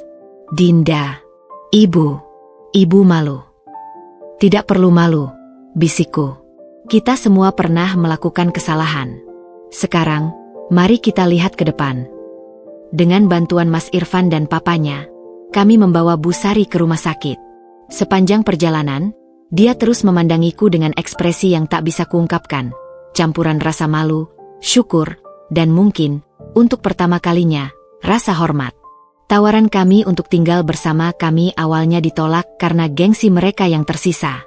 Tapi setelah kami bersikeras, dan setelah mereka menyadari betapa tidak memungkinkannya kehidupan mereka saat ini, mereka akhirnya menerima dengan rasa terima kasih yang dalam dan, yang paling penting, dengan kerendahan hati yang baru mereka pelajari. Mereka memasuki rumah kami yang sederhana bukan lagi sebagai raja dan ratu yang turun tahta, tetapi sebagai manusia yang telah dihancurkan oleh kehidupan, siap, atau dipaksa, untuk memulai dari awal lagi. Dan kami, dengan hati yang berdebar-debar, siap menerima mereka, berharap bahwa kali ini, pelajaran yang pahit itu akhirnya membuahkan hasil. Hari-hari pertama kehadiran Pak Sari dan Bu Sari di rumah kontrakan kami yang sederhana diliputi oleh keheningan yang canggung dan penyesuaian yang terasa pahit bagi mereka. Kami memberikan kamar tidur kami kepada mereka, sementara kami sendiri pindah ke ruang tamu yang kami sulap dengan kasur lipat. Itu adalah pengorbanan kecil, tapi bagi Bu Sari, tidur di kasur bekas dan bukan di spring bed mewahnya, adalah sebuah pukulan bagi harga dirinya yang sudah porak-poranda. Pagi berikutnya, aku bangun lebih awal untuk menyiapkan sarapan. Aku mendengar suara-suara dari kamar mereka, suara rendah Pak Sari yang mencoba menenangkan istrinya. Sri, tolong jangan merajuk seperti ini. Mereka sudah baik hati menerima kita. Tapi lihat tempat ini, Sari. Suara Bu Sari bergetar, penuh dengan keputusasaan. Sempit. Perabotannya tua. Aku bahkan tidak tahu bagaimana menyalakan kompor itu. Dan kamar mandi, airnya kadang tidak panas. Aku menahan napas, hati berdebar.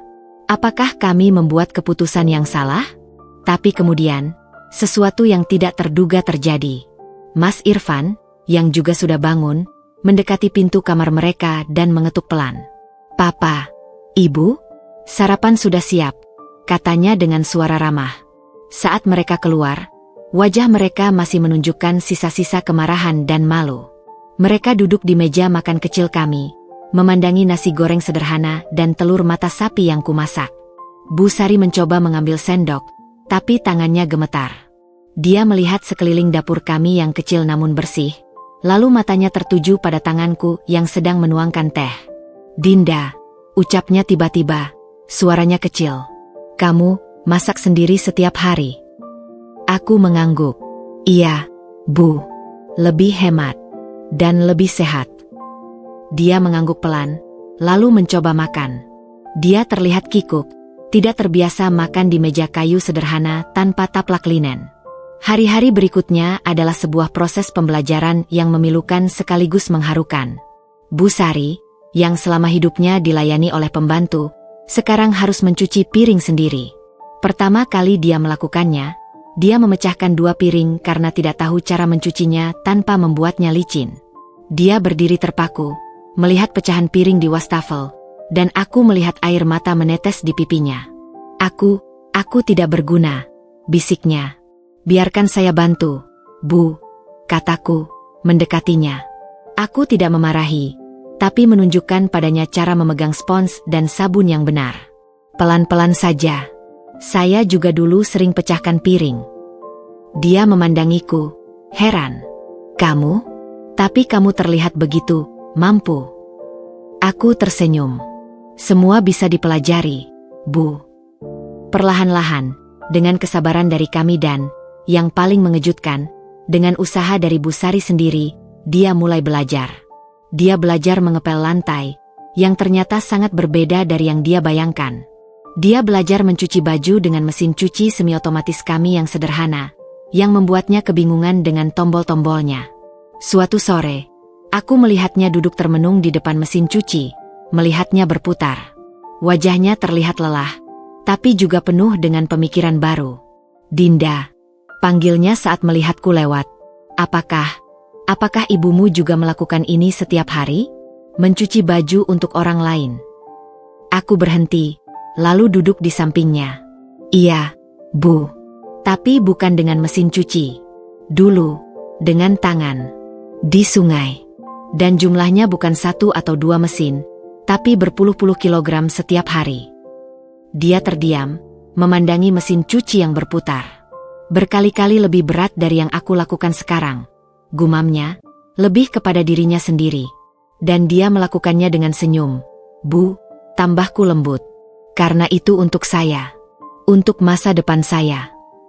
Bu Sari mengangguk pelan. Tidak ada tanggapan lebih lanjut. Tapi aku melihat sesuatu di matanya yang berubah. Sebuah kesadaran mulai merayap masuk, menggantikan sebagian dari kesombongan yang masih tersisa. Hidup dalam kesederhanaan memaksa mereka untuk melihat dunia dengan kacamata yang baru. Mereka melihat betapa berharganya uang receh untuk membeli sayuran segar. Mereka merasakan lelahnya membersihkan rumah sendiri. Mereka memahami arti dari sebuah makanan sederhana yang dimasak dengan tangan sendiri. Ini adalah pelajaran yang tidak bisa diberikan oleh kata-kata atau nasihat. Ini adalah pelajaran yang harus dialami, dirasakan, dan ditelan dengan pahitnya. Dan melalui proses ini, secara perlahan, tanpa disadari, batu-batu kesombongan di hati Bu Sari mulai terkikis, digantikan oleh kerendahan hati yang tumbuh dari pengakuan bahwa dia bukanlah siapa-siapa tanpa harta bendanya, dan bahwa pekerjaan yang selama dia pandang rendah ternyata membutuhkan kekuatan dan ketabahan yang tidak dimilikinya. Pelajaran dalam kesederhanaan ini adalah karma yang paling efektif. Memaksa seseorang untuk berjalan di sepatu orang yang pernah dihinanya, dan akhirnya, memahami betapa dalamnya jejak yang ditinggalkan oleh sepatu itu. Minggu-minggu berlalu, dan kehidupan di bawah satu atap yang sederhana mulai menemukan ritmenya sendiri. Keheningan canggung perlahan mencair, digantikan oleh percakapan-percakapan singkat yang awalnya terasa kaku, namun semakin lama semakin alami. Pak Sari, yang selalu lebih kalem, mulai membantu Mas Irfan memperbaiki beberapa perabot rumah yang rusak, menemukan kembali keterampilan tangan yang lama terpendam. Bu Sari, meski masih sering terlihat termenung, sudah tidak lagi mengeluh tentang kondisi rumah kami. Dia bahkan mulai belajar memasak hidangan-hidangan sederhana dariku, meski seringkali berakhir dengan hasil yang kurang sempurna. Suatu sore yang cerah, aku pulang agak terlambat dari kerja. Badan terasa pegal, dan pikiranku penuh dengan deadline yang harus diselesaikan. Saat aku membuka pintu, pemandangan yang tidak terduga menyambutku. Bu Sari sedang duduk di lantai ruang tamu, dikelilingi oleh tumpukan pakaian kotor, kaos Mas Irfan, celanaku, bahkan beberapa pakaian dalam mereka berdua. Dia sedang memisahkan pakaian berdasarkan warna, konsentrasi penuh, dengan ekspresi serius seperti sedang menyusun strategi bisnis penting.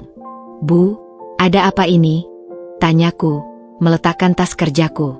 Biar saya saja yang mencuci nanti. Dia menoleh, wajahnya sedikit berkeringat. Ah, Dinda, pulang sudah. Tidak usah. Ibu sudah hampir selesai memisahkannya. Ibu ingin mencoba mencuci. Aku terkejut. Ini adalah pertama kalinya dia secara sukarela ingin melakukan pekerjaan rumah tanpa disuruh atau diminta. Tapi Bu, tidak perlu repot-repot. Saya bisa. Biarkan Ibu saja, potongnya. Suaranya lembut tapi penuh tekad. Ibu ingin belajar. Ibu ingin bisa melakukan sesuatu yang berguna di rumah ini. Aku mengangguk. Perasaan haru menyelimutiku. Baik, Bu. Kalau butuh bantuan, panggil saya ya. Aku kemudian pergi ke kamar mandi untuk membersihkan diri, meninggalkannya dengan tumpukan pakaian dan mesin cuci yang, sepertinya, menjadi tantangan terbesarnya saat ini. Sekitar setengah jam kemudian, saat aku sedang menyiapkan makan malam, aku mendengar suara air mengalir dan mesin cuci berputar. Lalu, beberapa saat setelahnya, terdengar suara teriakan kecil dan kemudian decitan pintu kamar mandi. Aku bergegas ke arah suara itu. Di kamar mandi, Bu Sari berdiri membeku, melihat air yang menggenang di lantai. Mesin cuci masih berputar, tetapi selang pembuangannya terlepas, menyemburkan air sabun ke seluruh lantai. Oh, tidak. Bisiknya. Panik. Dia mencoba memasang kembali selang itu, tetapi tangannya yang gemetar justru membuatnya semakin lepas. Air terus menyembur, membasahi celananya yang sederhana. Bu, tenang, kataku, bergegas masuk. Aku dengan cepat mematikan mesin cuci dan memasang kembali selang dengan benar. Sudah, tidak apa-apa. Ini sering terjadi. Selangnya kadang lepas. Dia berdiri di tengah genangan air, tubuhnya gemetar. Bukan karena kedinginan, tapi karena frustrasi dan malu. Air mata mulai menggenang di matanya. Aku tidak bisa melakukan apapun dengan benar. Bahkan mencuci pakaian pun aku gagal. Bu, ucapku, mendekatinya. Ini hanya kecelakaan kecil. Tidak ada yang sempurna di percobaan pertama. Tapi dia menggeleng. Air matanya akhirnya jatuh. Tidak, Dinda. Kamu tidak mengerti. Melakukan ini, melihat air ini, aku teringat sesuatu. Dia menatap genangan air sabun di lantai, wajahnya berkerut dalam kesedihan yang mendalam. Tadi, ketika aku memisahkan pakaian, dan mencium bau keringat di kaos Irfan, dan melihat noda di celanamu, untuk pertama kalinya, aku benar-benar memikirkan betapa beratnya pekerjaan ibumu. Dia melakukannya setiap hari, untuk orang lain, dengan jumlah yang jauh lebih banyak. Suaranya terputus-putus. Dan aku pernah menghinanya untuk itu. Aku menyebutnya rendahan. Aku memandang rendah tangannya yang kasar. Dia mengangkat tangannya sendiri, yang kini juga basah dan sedikit berbau sabun. Sekarang, setelah mencobanya sendiri, bahkan hanya untuk sedikit pakaian dan sudah gagal, aku malu. Malu sekali. Dinda. Aku tidak bisa berkata-kata. Aku hanya memandangnya. Wanita yang dulu begitu angkuh, kini berdiri di genangan air bekas cucian, menangis karena menyadari betapa dalam kesalahannya. Dia melanjutkan, suaranya berbisak, penuh penyesalan. Dan tadi, ketika aku melihat pakaian dalam kalian, aku tiba-tiba berpikir, ibumu pasti juga pernah mencuci pakaian dalam anaknya, dengan penuh cinta, tanpa mengeluh. Sementara aku bahkan tidak pernah mencuci pakaian Irfan ketika dia kecil. Selalu dibantu. Itu adalah momen yang jujur dan telanjang. Sebuah pengakuan yang keluar dari pengalaman langsung, bukan dari paksaan atau nasihat. Air mata yang mengalir di pipinya sekarang adalah air mata penyesalan yang tulus, yang lahir dari empati yang baru saja ditemukannya. Aku meraih tangan basahnya dan memegangnya erat. Bu, tidak pernah terlambat untuk belajar. Dan tidak pernah terlambat untuk berubah. Dia memandangiku, matanya merah namun berisi cahaya baru. Cahaya dari penerimaan dan kerendahan hati. Terima kasih, Dinda. Terima kasih sudah sabar dengan ibu. Malam itu, setelah kami membersihkan genangan air bersama-sama, Bu Sari duduk di meja makan dengan tenang. Dia tidak banyak bicara, tapi ada kedamaian dalam diamnya. Dia bahkan menghabiskan makan malamnya tanpa celaan atau keluhan, sesuatu yang sangat jarang terjadi. Perubahan tidak terjadi dalam semalam, tetapi sore itu, di kamar mandi yang berantakan dan basah, sebuah hati mulai benar-benar berubah. Sebuah pelajaran akhirnya dipetik, bukan melalui kata-kata, tetapi melalui pengalaman, melalui air sabun yang tumpah, dan melalui pengakuan akan kesalahan yang begitu dalam. Itu adalah awal dari sebuah penebusan. Malam itu, setelah kejadian di kamar mandi, suasana terasa berbeda. Sebuah keheningan yang tidak lagi canggung, tetapi penuh dengan perenungan, menyelimuti rumah kami yang kecil. Bu Sari tampak lebih pendiam, seringkali terdiam memandangi tangannya sendiri atau melihat sekeliling rumah dengan pandangan yang sekarang tidak lagi menghakimi, tetapi menerima. Aku dan Mas Irfan bisa merasakan perubahan halus itu, tapi kami tidak memaksakan apapun. Kami memberinya ruang, waktu untuk mencerna semua yang telah dia alami dan rasakan. Beberapa hari kemudian, pada sebuah malam yang tenang di mana kami semua duduk bersama di ruang tamu setelah makan malam, aku sedang merapikan berkas kerja, Mas Irfan membaca buku, dan Pak Sari memperbaiki sebuah jam dinding tua. Bu Sari tiba-tiba menarik napas dalam-dalam, seperti mengumpulkan keberanian. Ada yang ingin ibu katakan, ujarnya, suaranya sedikit gemetar, memecah kesunyian. Kami semua menoleh kepadanya. Dia duduk tegak di kursinya, tangan yang biasanya dingin kini saling meremas dengan gugup. Wajahnya serius, penuh dengan tekad yang dalam. Dinda, dia memulai, matanya menatapku langsung.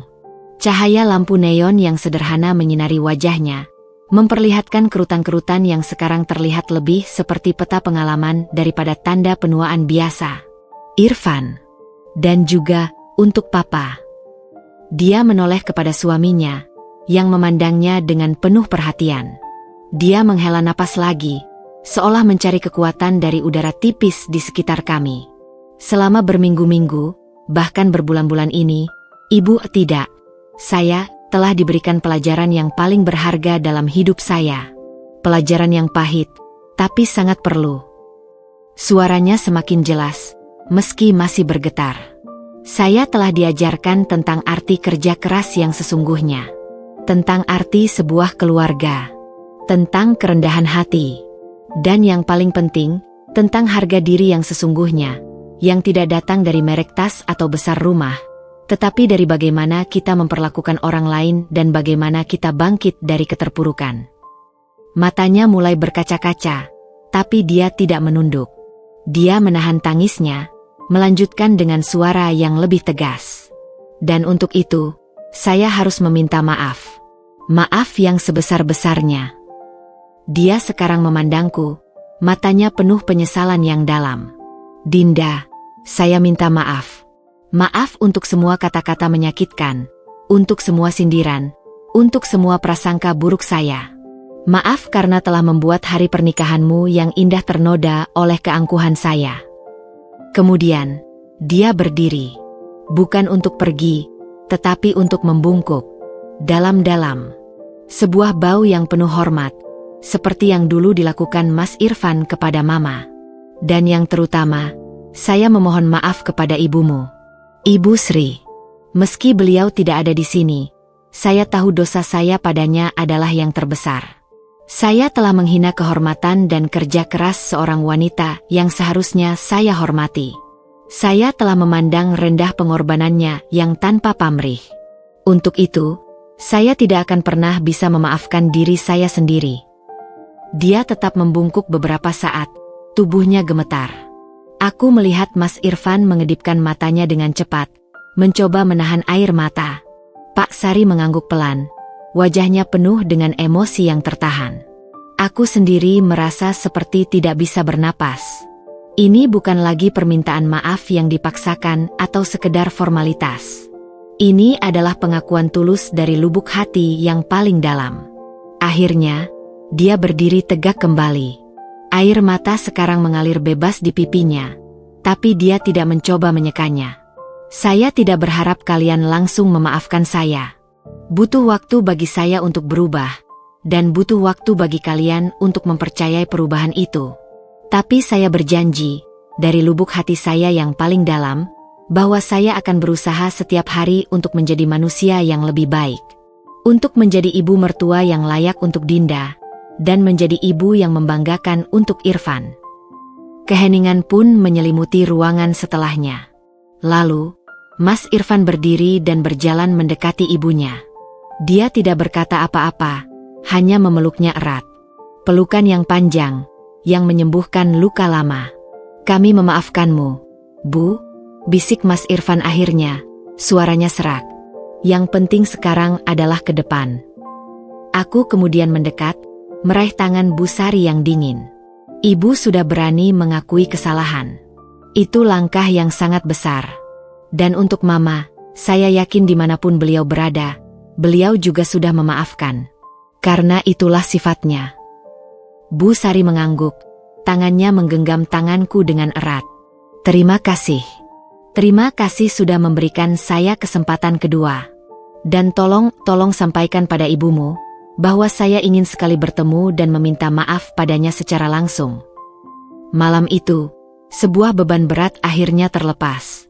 Sebuah permintaan maaf yang tulus bukan hanya menyembuhkan yang disakiti, tetapi juga membebaskan yang meminta maaf. Dan bagi kami, itu adalah awal yang baru yang sesungguhnya, yang dibangun bukan di atas puing-puing kesombongan, tetapi di atas fondasi kerendahan hati dan pengampunan. Udara di rumah kami terasa lebih ringan setelah permintaan maaf tulus Bu Sari. Sebuah penyesalan yang dalam telah diungkapkan, dan meskipun luka-luka lama tidak akan sepenuhnya hilang dalam semalam, sebuah jalan untuk penyembuhan yang sesungguhnya telah dibuka.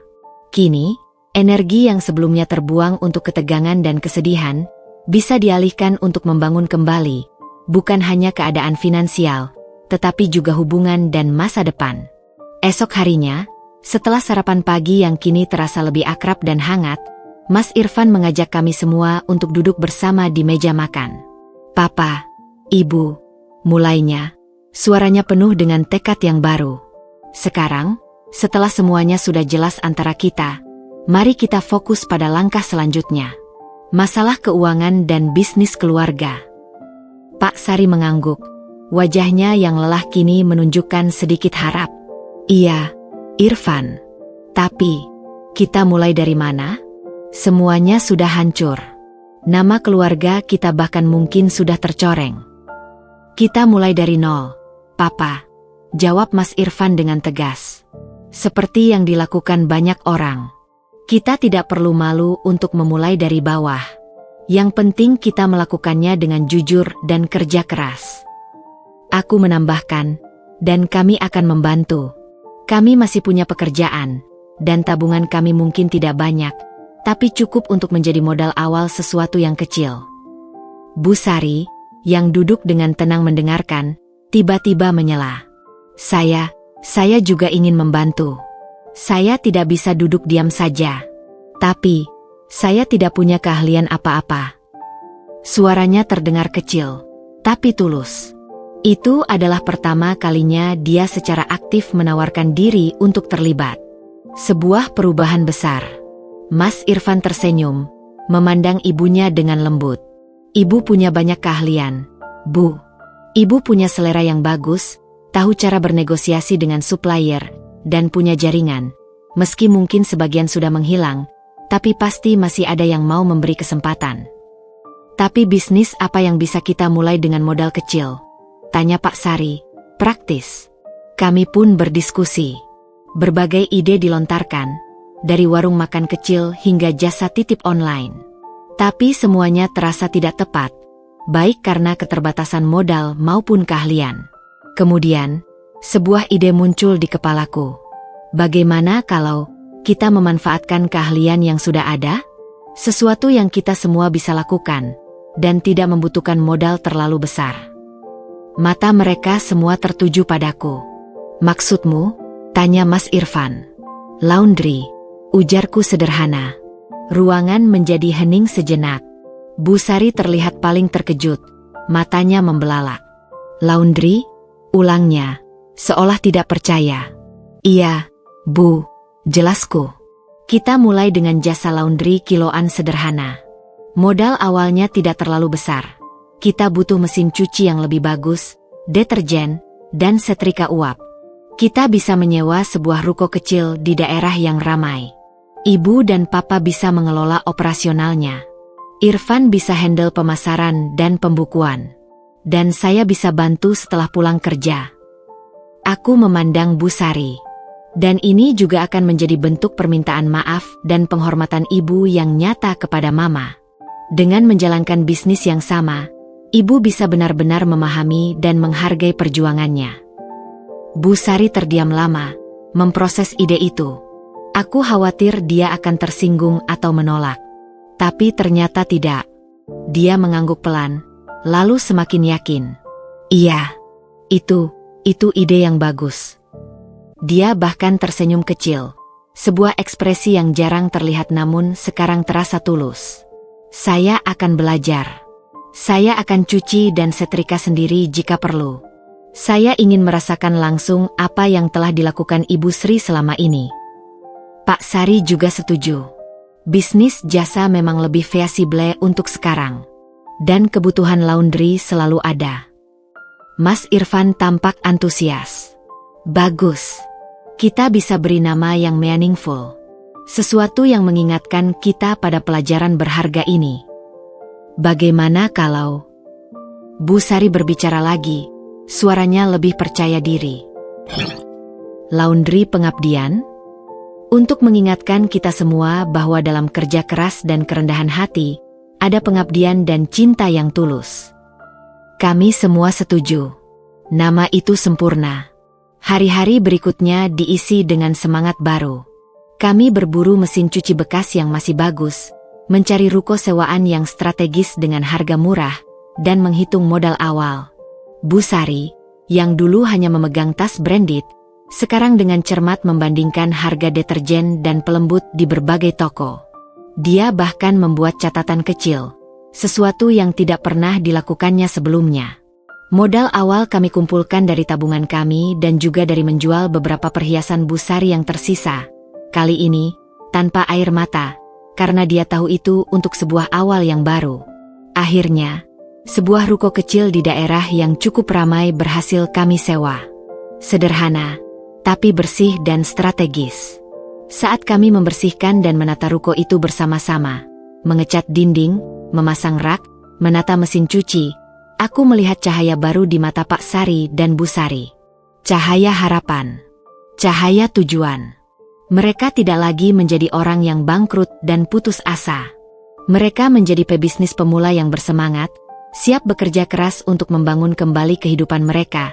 Kali ini dengan fondasi yang lebih kuat, kerendahan hati, kerja keras, dan keluarga. Bisnis laundry itu bukan hanya tentang uang.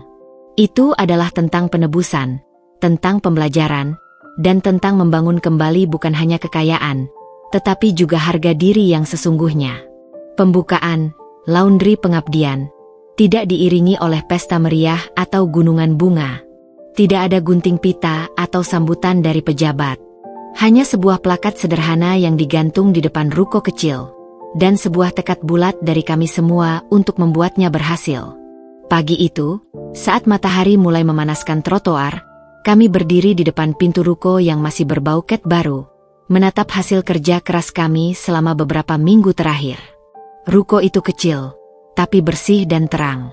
2 mesin cuci bekas namun masih bagus berdiri berjajar di satu sisi, sebuah mesin pengering di sisi lain, dan di belakang, sebuah meja setrika panjang yang menjadi markas utama Bu Sari dan Pak Sari. Aroma sabun cuci dan pelembut segar memenuhi udara, menggantikan bau kesedihan dan keputusasaan yang selama ini membayangi. "Siap?" tanya Mas Irfan, memegangi pundakku dan menatap orang tuanya. Pak Sari mengangguk. Wajahnya yang biasanya murung kini menunjukkan senyum percaya diri yang kecil. "Siap. Aku akan handle mesin cuci dan pengering." Bu Sari menarik napas dalam-dalam, merapikan apron sederhana yang dia kenakan. Wajahnya menunjukkan sedikit gugup, tapi juga antusiasme yang tidak biasa. "Saya akan handle penerimaan dan setrika. Saya sudah berlatih," ujarnya, mencoba membuat lelucon yang membuat kami semua tersenyum. Hari pertama berjalan dengan lambat. Hanya beberapa pelanggan yang masuk, kebanyakan adalah tetangga sekitar yang penasaran. Tapi setiap pelanggan yang masuk disambut oleh Bu Sari dengan sapaan yang hangat dan profesional. Sisa-sisa skill berkomunikasinya di dunia sosialita dulu kini dialihkan untuk melayani pelanggan dengan ramah. Aku menyempatkan waktu di jam makan siang untuk mengunjungi mereka.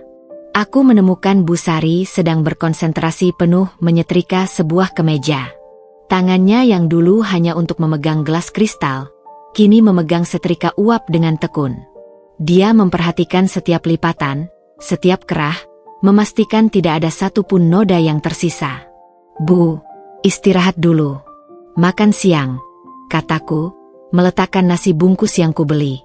Dinda, lihat, ujarnya. Wajahnya bersinar seperti anak kecil. Kemeja pelanggan pertama kita. Bapak Tono, supir angkot itu. Katanya dia butuh kemeja rapat untuk besok. Lihat, sudah saya setrika sampai licin. Dia menunjukkan kemeja itu dengan bangga. Memang, setrikaannya rapi sekali. Bahkan lebih rapi dari setrikaanku. Wah, hebat, Bu, pujiku tulus. Bapak Tono pasti senang. Dia tersenyum lebar, sebuah ekspresi yang membuatnya terlihat lebih muda. Saya janji akan melakukan yang terbaik. Setiap pakaian yang masuk ke sini akan diperlakukan dengan hormat. Tidak peduli itu milik siapa. Minggu-minggu berikutnya, laundry pengabdian mulai dikenal. Pelanggan tidak hanya datang karena harga yang kompetitif, tetapi juga karena pelayanan yang ramah dan hasil yang maksimal. Bu Sari, yang dulu memandang rendah pekerjaan ini, sekarang menjadi ahli quality control yang teliti. Dia bisa membedakan jenis kain dan perlakuan khusus yang dibutuhkan. Pak Sari menjadi ahli mesin yang andal, bisa memperbaiki kerusakan kecil sendiri. Suatu hari, seorang pelanggan tetap, seorang ibu muda dengan 2 balita, memuji, Bu, setrikaannya selalu rapi sekali. Anak saya yang rewel saja tidak rewel kalau pakai baju yang disetrika dari sini. Kayaknya nyaman gitu. Mendengar itu, Bu Sari tersipu-sipu. Terima kasih, Bu. Saya usahakan yang terbaik. Saya juga punya cucu, jadi tahu rasanya ingin yang terbaik untuk anak. Kata, cucu, itu diucapkannya dengan penuh kasih.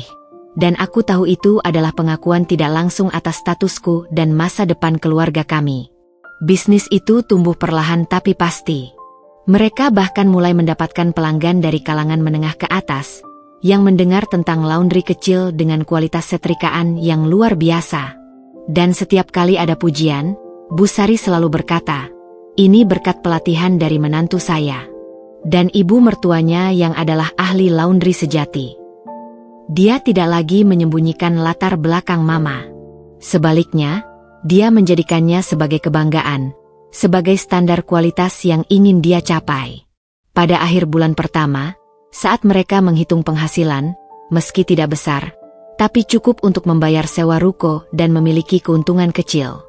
Tapi yang lebih berharga adalah cahaya di mata mereka. Cahaya kebanggaan karena telah bekerja keras dan menghasilkan sesuatu dengan tangan mereka sendiri. Laundry pengabdian, bukan sekadar bisnis. Itu adalah monumen atas perubahan mereka, atas pelajaran yang telah mereka pelajari, dan atas pengabdian baru mereka pada kehidupan yang sederhana namun bermartabat. Setiap pakaian yang dicuci dan disetrika adalah bagian dari penebusan diri, dan setiap sen yang dihasilkan adalah bukti bahwa tidak pernah ada kata terlambat untuk memulai kembali, dengan kerendahan hati dan kerja keras. 6 bulan telah berlalu sejak laundry pengabdian pertama kali membuka pintunya. Kini, bisnis kecil itu telah menjadi bagian dari rutinitas dan kebanggaan kami semua. Suara mesin cuci yang berputar dan wangi kain bersih yang disetrika telah menjadi soundtrack baru kehidupan keluarga kami, menggantikan dering telepon para kreditur dan bisikan-bisikan penuh kecemasan. Matahari sore menerangi teras rumah kontrakan kami yang sederhana, menciptakan pola bayangan yang hangat melalui daun-daun tanaman hias yang kini menghiasi depan rumah. Suasana di teras itu jauh berbeda dari bulan-bulan sebelumnya. Kini, dipenuhi dengan tawa dan obrolan ringan. Aku duduk di sebelah Mas Irfan, tangannya dengan santai terentang di punggung kursiku. Di seberang kami, Pak Sari dengan bangga menunjukkan buku catatan keuangan laundry kepada Bu Sari. Wajahnya yang dulu keriput oleh kekhawatiran, kini lebih halus, seringkali dihiasi senyum.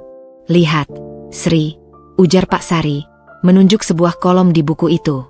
"Bulan ini kita bisa menabung lebih banyak lagi. Bahkan bisa untuk renovasi kecil di ruko, tambahkan rak baru." Bu Sari menyipitkan matanya, memeriksa catatan dengan teliti.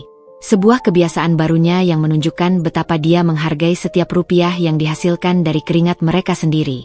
"Iya, tapi jangan lupa kita alokasikan juga untuk bayar hutang yang ke Pak Budi dulu. Pelan-pelan, kita harus lunasi semua." Mas Irfan menekan pundakku dengan bangga. "Lihat, Dinda, Papa dan Ibu sekarang lebih jago ngatur keuangan daripada aku." Kami semua tertawa. Itu adalah tawa yang ringan, bebas dari beban. Bu Sari kemudian meletakkan buku catatannya dan memandang kami. Matanya yang dulu sering memandang dengan sikap menghakimi, kini penuh dengan kelembutan dan kedamaian. "Ini semua berkat kalian. Berkat kesabaran dan kasih sayang kalian yang tidak putus pada kami." Dia berhenti sejenak, mengambil napas. "Dulu, Ibu pikir keluarga adalah tentang garis keturunan, tentang menjaga reputasi, tentang harta yang diwariskan." Dia menggeleng, tersenyum getir pada pemikirannya yang dulu. "Sekarang Ibu tahu, keluarga adalah tentang ini." Tangnya menunjuk kami semua, dan sekitar rumah kami yang sederhana. Tentang saling mendukung saat jatuh. Tentang memaafkan kesalahan. Tentang bekerja sama membangun sesuatu bersama, sekecil apapun itu. Pak Sari mengangguk, menempatkan tangannya di atas tangan istrinya. "Ibu benar. Kami belajar lebih banyak tentang arti hidup dalam beberapa bulan terakhir ini daripada dalam puluhan tahun sebelumnya." Mata Bu Sari kemudian berkaca-kaca, tapi kali ini bukan air mata kesedihan. "Dan Ibu ingin kalian tahu, Ibu sudah telepon Ibu Sri tadi siang. Kami bicara cukup lama." Aku dan Mas Irfan duduk lebih tegak, penuh perhatian. Aku meminta maaf padanya. Secara langsung. Atas semua kebodohan dan keangkuhan Ibu. Suaranya bergetar, tapi dia melanjutkan. "Dan Ibu Sri, dia begitu baik. Dia malah memaafkan Ibu dengan begitu mudah. Bahkan dia bilang, dia kagum dengan perjuangan kami membuka laundry. Dia bilang, suatu hari harus datang ke sini dan melihat sendiri." Rasa haru yang mendalam menyergapku. Bayangkan, Mama dan Bu Sari duduk berbicara seperti dua orang ibu, saling memahami. Itu adalah pemandangan yang tidak pernah bisa kubayangkan sebelumnya. "Katakan pada Mama bahwa kami sangat menantikan kunjungannya," kataku, suaraku serak oleh emosi. "Tentu, sayang," jawab Bu Sari dengan lembut. Keheningan yang nyaman pun turun, hanya diselingi kicau burung di sore hari. Kami duduk begitu, menikmati kedamaian dan kehangatan yang telah begitu susah payah kami raih. Aku memandang sekeliling.